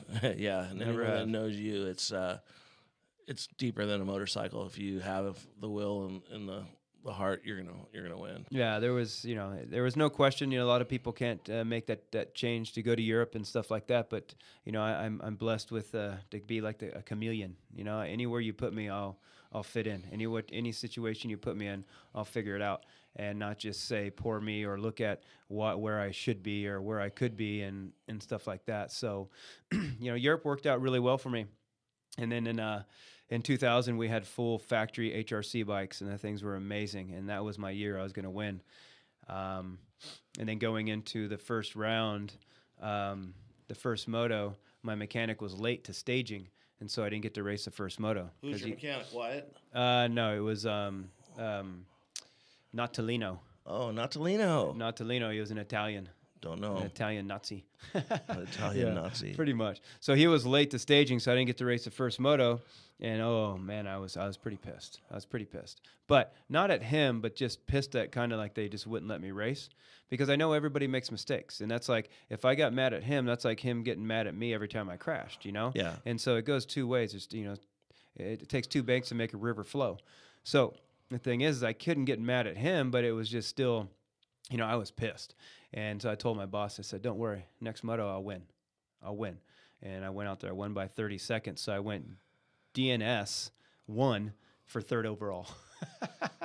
Wow. Yeah.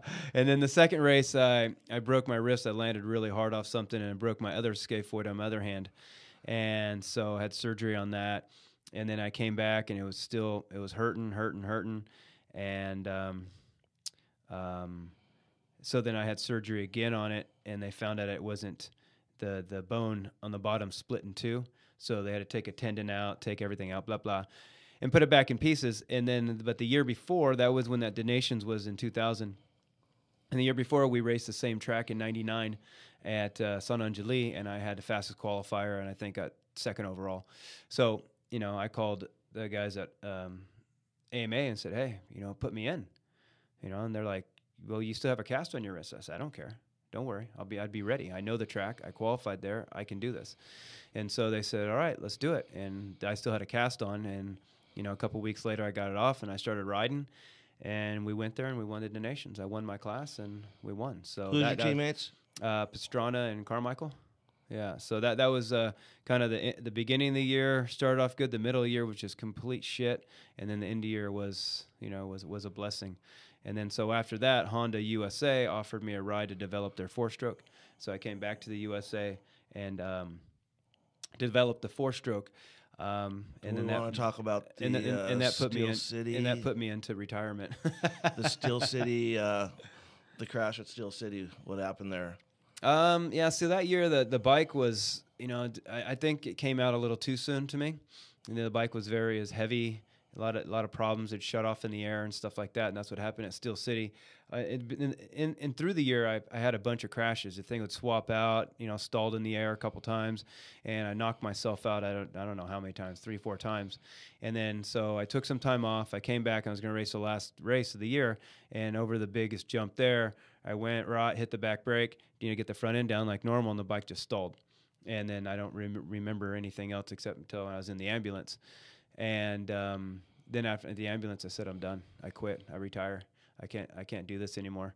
And it's just such a bad year. So, so I had a insurance policy for, to... what year was that? Excuse me. That was 2001. Yeah, 2001. So I had an insurance policy from Lloyd's of London. Of course, like all the racers do. If you get hurt, you get a payout, just like Emmett got, Rick Johnson got, and a few other of them. And so I sent them in, and then they send back a form and say, okay, we needed you to list all your head injuries. And so I listed them all, and then they went back and they compared them to what I've listed through the years. And they said, oh, we see that you had one more on your list that you didn't mention through the years of us of insuring you. And I said, yeah. And they said, well, if we'd have known you'd had this one, we would have canceled you. I'm like, what? So they pretty much just canceled me. They gave me, the money back from that year, but they canceled me. And so I was like, well, all right, well, bitching. And then, so I was just doing schools and stuff like that because I was still into motocross and I like to teach. And then kind of a thing came around with Billy Ladinovich to try to help him, to train him. So I started training him, and then they would go testing with KTM, and then KTM asked me to do some testing. And so I was testing, and I found out every time I rode with those guys, I was 3 to 4 seconds a lot faster than them. I was like, they were like, whoa. So then that year, I said, hey, my insurance policy didn't go through. I'm free. I'd like to maybe ride the Nationals. I had some time off. I took a year off to kind of, just get away from it. And so that's where a lot of riders go wrong, is that, they get sick of it or something's not going right, and they say, okay, I'm done, I retire. But then a year later, they get those juices back. They forget everything that's happened, and then they come back again. So KTM gave me a ride for the Nationals in 2003, and then that was probably the most memorable year in the Nationals in a long time, And so that's kind of when my career started back up again. Yeah, that was I kind of thought you got hosed that year. Yeah. At the end. I mean, a lot of people don't know. If you don't know what happened, the last race of the year was canceled, right? Is that what happened? Yeah, the last race of the year got canceled twice because it was in the middle of the season, so to speak, and it got rained out. And then so we went to Steel City, and I broke my leg at Southwick, and so I missed a race, and then I was 30-something points down. I brought it all the way back to 8 points at Steel City going into the last race, and Troy, Ohio was a really good track for me. Very supercrossy, hard pack, and that was good, and it wasn't good for Langston. And even myself and Bubba had a deal. Bubba said, hey, he goes, I want you to win. So if I'm in front and you're in second, he goes, I'll pull over. So we had this whole thing worked out, but it just never happened. It got rained out again. And so the race would have gone on, but the 250 class was already settled, and the guys battling for the championship were both on KTMs. So KTM said, nah, forget it. We don't want to go. And Kawasaki, they were probably like 25 point out with Bubba. And they're like, it just doesn't look like it's going to happen. You know what I mean? And so everybody was on that fence. And so I never even got a chance to defend it or to try to go for it. So, but, that was that's been the story of my career. It's been the story of my journey in motocross. It's always just been ripped away from me. But, all that ripping away has just has taught me so many lessons, and they're so valuable. And it's sometimes really now it's a blessing. Yeah, like I said, I was fortunate to be around for a lot of your career, and at a lot of points in your career, tell you the truth, I hated your fucking guts. For one reason and one reason only. In 1995, I worked for Brian Deegan. And we used to have a deal where you'd go ride on Saturday, practice on Saturday, then go back and go through a tech. And, Saturday, you guys, all the riders would get together, play basketball, play golf, get in trouble, whatever the hell you guys would do. But the mechanics, if you had a good practice, and all you have to do is wash your bike if it was jetted good and go through tech and then go upon your day. But you didn't make it too easy for me. It seems like every single practice, you and Deegan would get into it one way or another. And I remember the last race of the year, which was Steel City. You were number 9 on a Kawasaki. You rode for Mitch. And after the uphill double, you drop down, and I look over, and you have your hands around Deegan's helmet, swinging him, and he grabs a hold of you. Both of you guys just go tell him. Do you remember this? Yeah, I don't. I don't think it was that violent, because me and him hit each other. We both fell down, and I started yelling at him, and he hit me, and I just stood there because I couldn't hit him. Not because of anything else, but I had the championship the next day. That was in the grasp. I was only 3 points behind.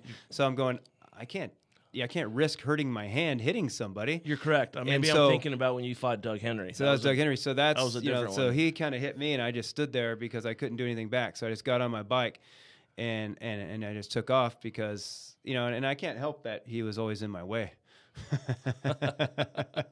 Sorry, man. Oh, man. Mean? Well, I'm just saying, I had to change a lot of fucking handlebars, and a lot of maintenance had to go on because of you. And you know what? In a way, I was pissed off. At the time, I was very pissed. I hated you.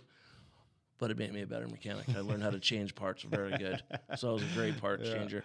But it was crazy because I don't know if you're even going to remember this, but Wyatt and Mitch came to our truck before the first moto. Mm-hmm. And said, hey, Mitch did our stuff, of course, and was like, hey, Ryan's going for a championship here. You guys, just knock this shit off, blah, blah, blah. And I'm like, well, then Deegan chimed in, well, talk to him. He's the one that's fucking with me.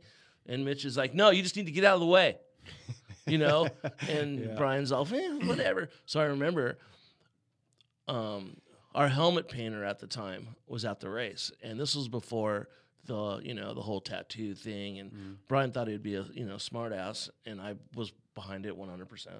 Yeah.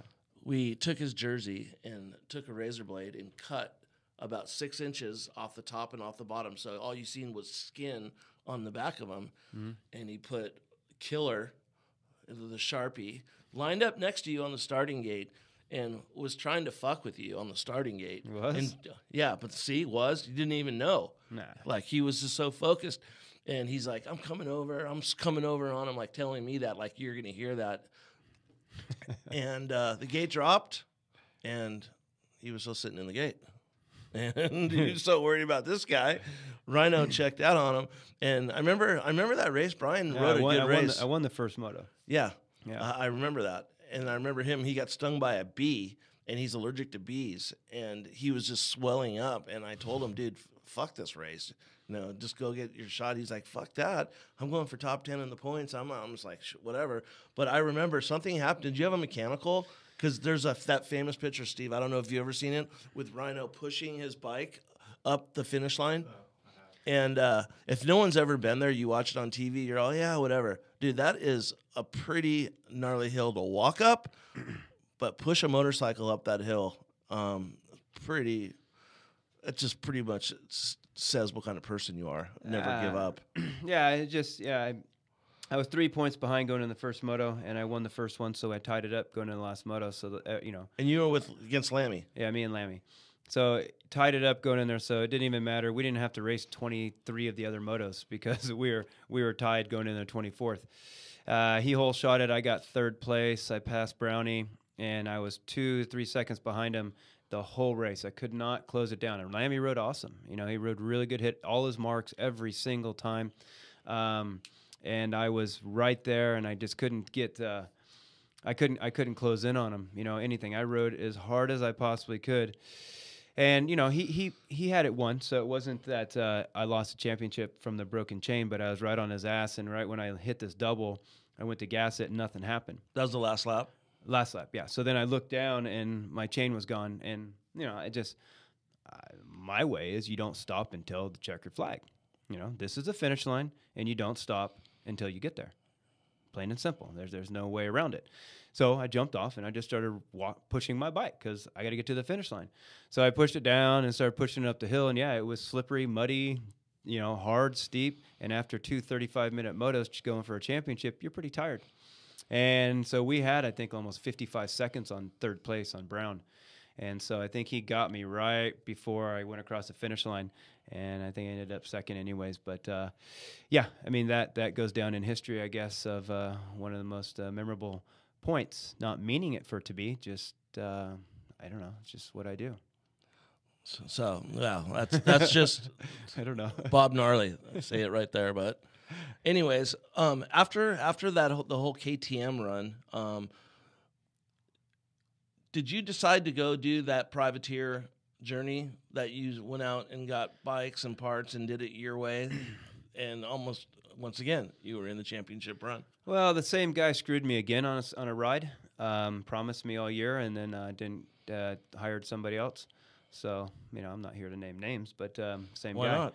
And so I was like, you know what, screw it. And I didn't really care to ride Supercross. I was out of it for enough years that it was just like, all right, let's just focus on nationals. And it was getting to that time that, man, I've done this for a long time, and I was kind of getting a little bit burnt out, but wanted to do something different. Me and Hoodie decided to do our own team. We had great sponsors, great support. Everything was good, but you can't compete against those guys by yourself with a 250F, right? It just doesn't happen. You can't. And so I was always behind the 8-ball with engines and stuff like that. So going into the last, I think, halfway point, we just talked to Escondido Cycle Center because that's who was sponsoring me with bikes. And I said, hey, you know what? Let's pull the plug on this 250F. Let's get a 450. So they gave me a stock 450 Suzuki, and I finished top 5 every moto from there on out. And then after that, I was just kind of burnt out of racing nationals, burnt out of that pressure, that expectation. So wanted to do something different, and so called Suzuki since I was riding it. Mike Webb about doing some off-road stuff. I just wanted to have a little bit more fun, just do something different. And so I did a couple years of the work stuff with Suzuki. Did you win a title there? I had a 70-point lead with, I think, 3 to go. And at Washougal, they had a whoop section on practice day that was kind of rollers, so I would jump through it and stuff like that. And we had practice the next day, and they didn't tell us they changed the track and peaked everything up. So I just came in there, and they were just small doubles, and I just came in and jumped into it, but I cased it and hit it, and then I kind of flew over the front, no big deal, and I landed on my bars and flipped off my bike, and my arm flipped behind me, and I was like, you got to be fucking kidding me. I broke my humerus, snapped my arm in half.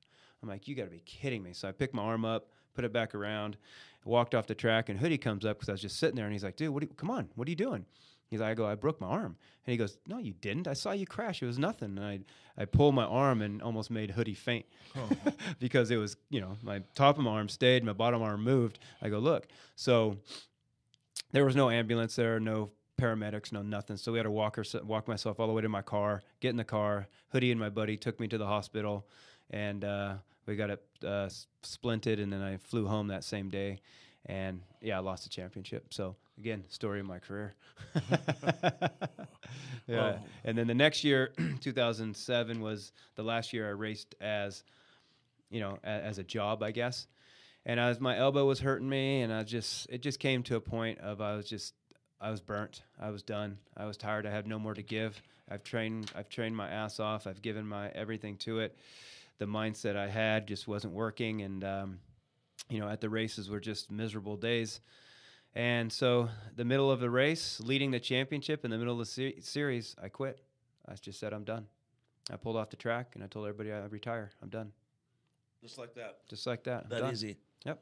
I'm done. Wow. Yeah. That's pretty heavy. Yeah. So from that point on, we know that you had a pretty bad injury. Do you mind talking about that? Like what went down and what you're feeling and because we're kind of dealing with that with a rider right now that's kind of in that situation. I don't know if your position was worse or not, but I believe it's always bad when you're laying there and you have no feeling and you're just like, now what? Yeah. This was 2013, so I had a many years of coaching and racing fun races and going overseas and doing stuff like that, and but I still raced. I still raced all the the vet stuff and Mammoth and all that stuff. So I was still pretty serious about it. And I was just out with my guys coaching them, and we're riding through the whoops, and I was showing them how to go through the whoops, just at Paula. So it was fourth gear, pinned on a 450 in this one section, and how it happened was just meant to be, and it's a blessing. It really is, because I know I always say the worst things in my life has been blessings, but when you're always looking at the positive things, or always trying to find out why things happen instead of just pointing fingers and saying poor me, then you find out the real reason, because that's the only time that you truly learn is when things happen. Not when everything goes good. Usually it's high fives and let's go celebrate. But when things go bad is when you start dissecting why you're in this position or what you need to change. So anyways, I was going through the whoops and I got a little bit of swap. And the weirdest things happened to me. It never happened to me in my life, but time just stopped and gave me the decision. Fourth gear, pinned on a 450, going through whoops, gave me a decision to chop it or gas it. I can see it and remember it, like it was yesterday. And it wasn't a big swap. And of course it's me. I said, gas it. And right when I gassed it, I swear it felt like something just pulled me off the bike and just pulled me straight off my bike. And I went headfirst into the jump. And I rolled back down to the bottom, and I was paralyzed from the neck down. And it was the scariest thing that I've ever happened in my life, because every motocrosser has it in the back of their head that's the worst fear. And I was just screaming that it finally happened. Oh my God, it finally happened. It finally happened. And it was a strange feeling. So I laid there for a while, completely paralyzed, and then it started coming back, started coming back, and I'm like, okay. And I just broke my back. All right. I just lay here, So I'm laying there. I'm calling my wife, telling her, hey, I'm at the track. I think I broke my back. I didn't know yet, but just laying there. And then they brought the ambulance there, loaded me up, took me to the hospital. And this dude in the ambulance, he thought he was Mario Andretti, just hauling ass through these corners at Paula. And I had to hold myself in or I was going to fall out. It was that bad. And so we got to the hospital, and I still didn't know what was wrong. I broke my scapula before, and I thought I broke my back because of just where it's at. So I was hoping maybe it was something this way. And so they X-ray, MRI, and I'm like, all right, yeah, your back's broken. I'm like, okay, well, I don't have to get surgery, do I? And they're like, yeah. You broke T4 or T2, T2, 3, 4, 5, 6, 7. And they say 4 is gone. You just disintegrated it. And so, and they go, we do not know how you're even walking. We do not know how you're even here, with how bad your back is. And so they put me in the room and kind of started loading me up on drugs like they normally do. And all of a sudden, I couldn't feel my feet. And I was like, well, shit, man, maybe it's just all the drugs, so whatever. And the nurse came in, and she's like, hey, how are you? I'm like, yeah, I'm doing okay, but I can't feel my feet. And she's like, what? I go, yeah, I can't feel my feet. And so the red light went on, and everybody just started coming in. My doctor was sitting in front of me, and then all of a sudden, they're scraping my feet. Hey, can you feel that? And my wife was saying they were making your feet bleed, trying to get you to feel it. And I couldn't feel anything, and then it started spreading. And I said, hey, now I can't feel my legs, And oh man, hey, I can't feel my dick. And that's when it started getting really scary. And then when all spread all the way up to my chest, and then after everything was done, I remember going to the doctor after my first appointment. And I told him, I said, hey, I saw the fear in your eyes when you were looking at me when I was laying there. And he goes, yeah. He goes, in all my years, I've never seen anybody go paralyzed in front of me. And so I laid there for 3-4 hours paralyzed because they didn't have the hospital, the emergency room ready. So we're just going through, everything's going through my mind, you know what I mean? And my wife's mind and my parents' mind. And, and my stepdad still, to this day, when he thinks about it, he gets, very almost sick to his stomach because he goes, I've never seen fear in your eyes like I saw there. He goes, it's almost makes me cry, I didn't know. I'm just whatever. And so they got the emergency room ready, and they started, getting me in there. And they say, hey, before we take you in there, we want you to know this isn't a quick fix. This isn't 100% fix. Most likely, you're going to end up like this the rest of your life or have some problems.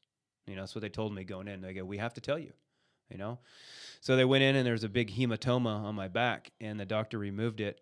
And I guess right when he removed it, my feet just started moving, just going as fast as they could. So the nurses started calling me happy feet, So when everything was done and they were waking me up, the nurse was like, hey, well, how are you? I'm like, yeah, I'm good. And then I had to grab my boys. I'm like, yeah, okay, I'm good.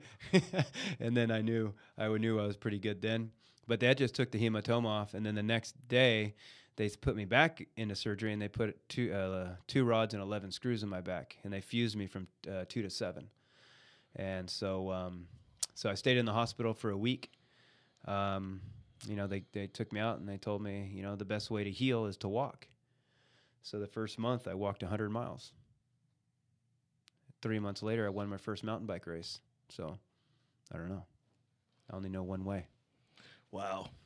So that was that's my story. But again, people want to say I'm lucky. People want to say this, but I don't believe in luck. I call it fate. What's your fate is what your fate is. I don't believe in any of the luck. I don't believe in any of the blessed. I don't believe it. No, it's called fate, because everybody has a lesson in their life or lessons, and we don't know why. We don't know what they are, but is what's supposed to happen is supposed to happen because it's happening right now. You get what I'm saying? And that's the way I look at it. I look very, very, I guess straight about things. Yeah, that's, wow, pretty heavy, Rhino. I mean, I don't know really what I can say on top of that. I mean, I think you just described what Ryan Hughes is all about. But let's get into today. What's going on today? I know that you have a very successful brand with Rhino Power. Mm-hmm. I know that you've worked with some riders. And what's going on with that? I know, I have a big question, about Dean Wilson. Mm-hmm. I think that kid has so much talent and so much natural talent. Yeah, potential. I just don't understand, these guys go to trainers and, they go to them for a year or two and things aren't working out, and all of a sudden they say, oh, this is not working. We had Johnny O and Jeff Warden here, and they were talking about,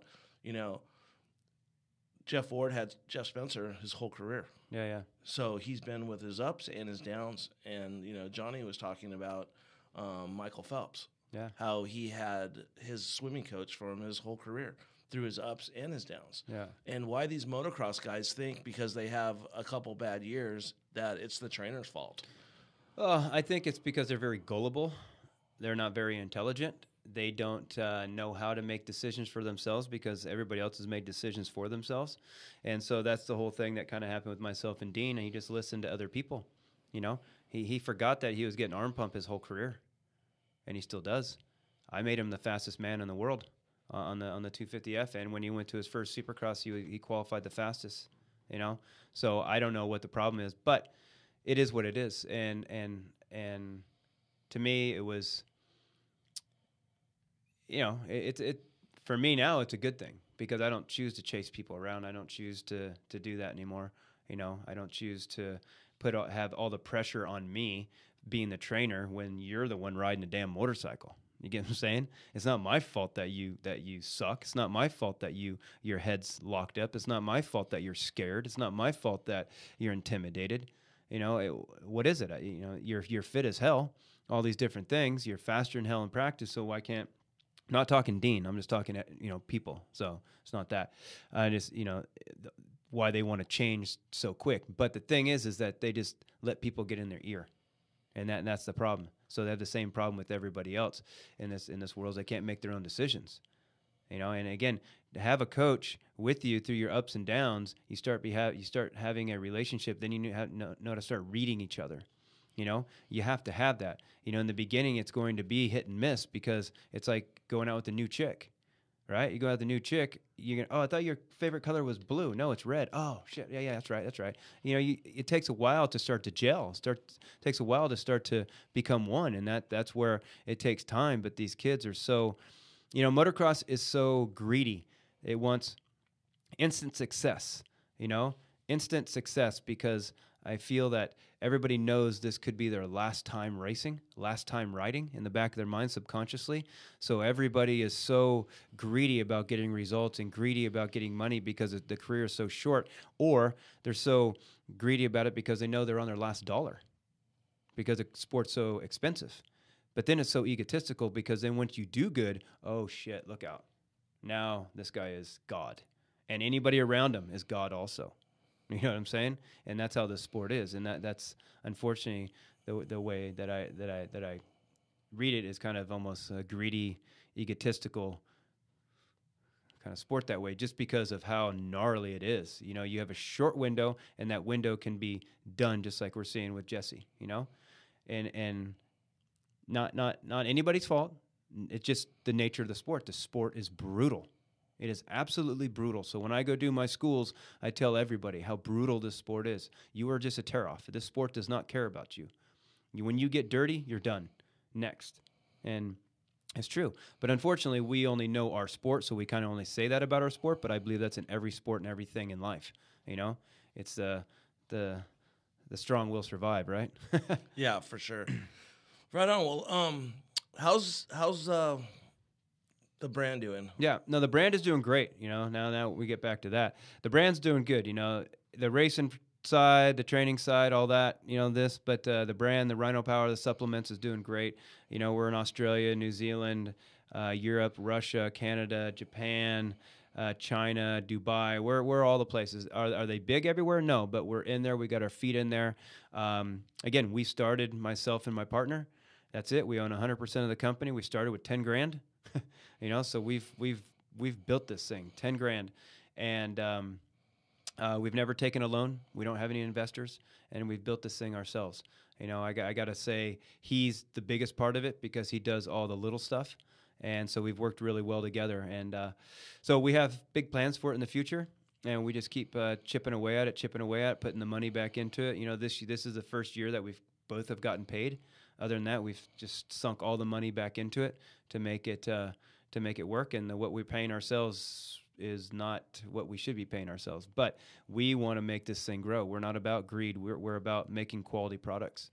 So that's one good side. And then I have another company I've come out with my other partner called Rhino Equipment, trying to get people to learn proper technique, being able to ride these motorcycles correctly, because that's where I believe we can put safety into our sport. It's not by changing the tracks or changing the bikes or putting more safety equipment on. It's teaching riders how to ride these bikes properly, teaching these riders how to control these motorcycles properly, because we have F1 machines with 4th grade education riding them. It's insane. And so you're only going to see, that is just a recipe for injury, for death, for what we're seeing in our sport right now, because people don't know how to ride, and the sport's not asking for anybody to have credentials to do it. And so to teach people on the track sometimes is very difficult because of the consequences, and to change positions, it's very scary for them. So if I can make a device that people can practice every day at home, then it becomes muscle memory, and then they can bring it to the track, So we have a technique trainer. We have some foot pegs for people to start learning how to get on their toes, strengthening their feet, this stuff, and then some other things like that we're coming out with. Actually, 360 is using it for their big show up in Vegas, so we're very excited about that. Supercross is looking to make it kind of a big green screen thing with our technique trainer on there, so we're pretty excited about those things. And so again, I'm just trying to bring stuff into the sport that helps people, not bringing gimmicks in and not bringing things in just to make money off people. That's not my idea at all. I really want to help the sport, but help the sport in a different way, and that's through the rider, not through other ways or gimmicks. You get what I'm saying? Through the rider, because that's the only way we can make riders safer and better, is through themselves. Well, when we first started, I said I don't know about icon or labeling people, but you are a true icon to this sport. Not from just being an amazing racer throughout the time. And I don't know if you noticed this, but there was what do they call it? Racer X did a vote of the top 25 motorcycle racers of all time, and Rhino came in at number 22 of all time. Yeah. So wow, that's something to hang your hat on. Yeah, I was actually number 22. So no, I mean, hey, that's pretty good for someone that never won a championship, because I'm sure the other guys in front of me were all multi-time champions and stuff like that. And but that wasn't my career path, and that wasn't my life path to have all these achievements in motocross. But I have championship after championship after motocross with my kids, with my wife, with my relationships, with where I'm going in life, with my companies and stuff like that. And and there's a lot of people that have done amazing things in motocross that struggle really bad in normal life. So I'll take number one by having the championship after motocross, because that life is much longer than the career of motocross. Yeah, that's let's just close it at that, about the window of this so-called career that these guys have in motocross, and how important it is for these guys to, not these guys, but, people that are racing, how, they think that it's, the most important thing in the world that is this race in front of them, no matter if it's going to Lake Elsinore this weekend or if it's going to Unadilla. It's, and the window closes so fast, and it's only open for so long. And you know what? A guy like you has had better success after racing than while racing. Soon. Soon. But the thing is you can never be good at a sport or something if you don't think it's the most important thing on earth. You get what I'm saying? I get it. If you're not brainwashed, if you're not, just intoxicated by what you're doing, you're never going to be the best. So, but there comes a time when you have to look a different way, and most people don't look a different way. They keep trying to go down that same road. And so that's where I was saying this blessing was when I broke my back, is it changed who I was. I was tired of that person. I was tired of having to live up to this expectation or this name or this image that I created, I guess, not trying to, just from being me. Other people almost created it for me. And it was very tiresome for me to try to always be just the toughest, gnarliest, guy when I didn't really want to be anymore. But I didn't know who else I was at that point. There was times in my life that after I got hurt, that I would just cry and cry and cry. And my wife would be, well, what the hell's wrong with you? I don't know who I am anymore, because I can't be Rhino anymore. I can't race anymore. I can't get on the motorcycle and just go, all of a sudden be the fastest guy around. And so at that time, it's kind of scary. But the person that I've developed in, kind of evolved into is now kind of a blessing. It's much more, my life is much more soft. Yeah, that's I mean, thank you for correcting me, but that's what I was trying to get at about there has to be a time to shut it off. Yeah. And look at it and be honest with yourself, and one thing that I try to push through on this show is regret, not to live in regret. Give yourself an opportunity and then know when to say enough is enough. But the last thing you want to do is live in regret in anything in life. And I think that, And it's very easy not to live in regret. Only thing you do is give yourself to anything and everything you do. That's all. Then you don't have a regret. Because if you only give yourself half, if you only do things half-ass, you're always going to have a regret. Because at the end of the day, when it's done, when it closes, when it doesn't work, man, I should have worked harder, shouldn't I? Oh, I should have rode harder. Or, man, I should have put a little bit more time in it. And I know a lot of top guys that kick themselves in the ass all the time because they know they could have won more races, won more championships if they would have trained harder or put a little bit more effort into it. I have no regrets. I put everything I can into everything I do, and a lot of people take it the wrong way, but I'm a black and white guy. It's all or nothing. That's all you get. It's all or nothing. And so I think that's the biggest thing is just give yourself to everything you do and you will not have a regret in life. Perfect. Let's leave it at that. I think that's an awesome way to end the show. Rhino, appreciate your time, buddy. It's a pleasure to watch you watch your career and still be in contact with you today. And thank you very much for coming in. No, thanks for having me. I always like to share my stories and share my career with guys, and it's cool to hopefully be able to share the sport, open some people's eyes, or have them see a different way. So that's kind of my plan is to help the people that way. Perfect. Once again, Rhino, thank you for coming in, and check it out, InsideTheRut.com, and you can hear it there. Inside the Rut. Peace. Last but not least, I would like to thank all the people that make this happen for us. Thank you very much. I would like to thank Team Elite, Coco Pa Casino and Resort, Ron's In Your Ear Audio, X Brand, Words Connection, Hart and Huntington Tattoo, Guts Racing, and last but not least, you, the people. Thank you very much for listening. Keep on keeping on. Talk to you soon.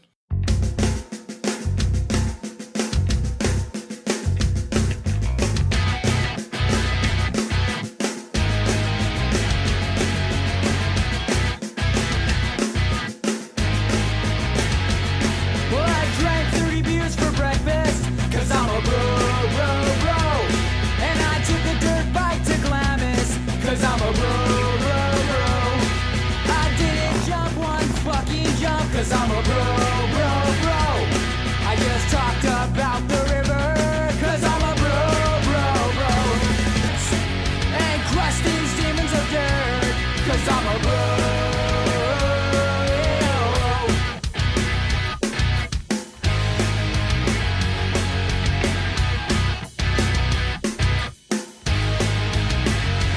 I got posters of Vin Diesel.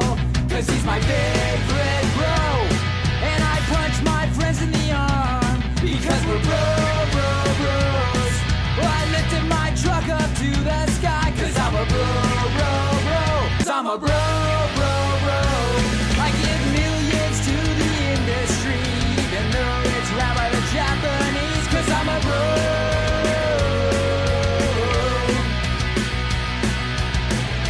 Flame tattoos, revving my dirt bike. I talk shit all the time. If your truck is smaller than mine, cause I'm a bro.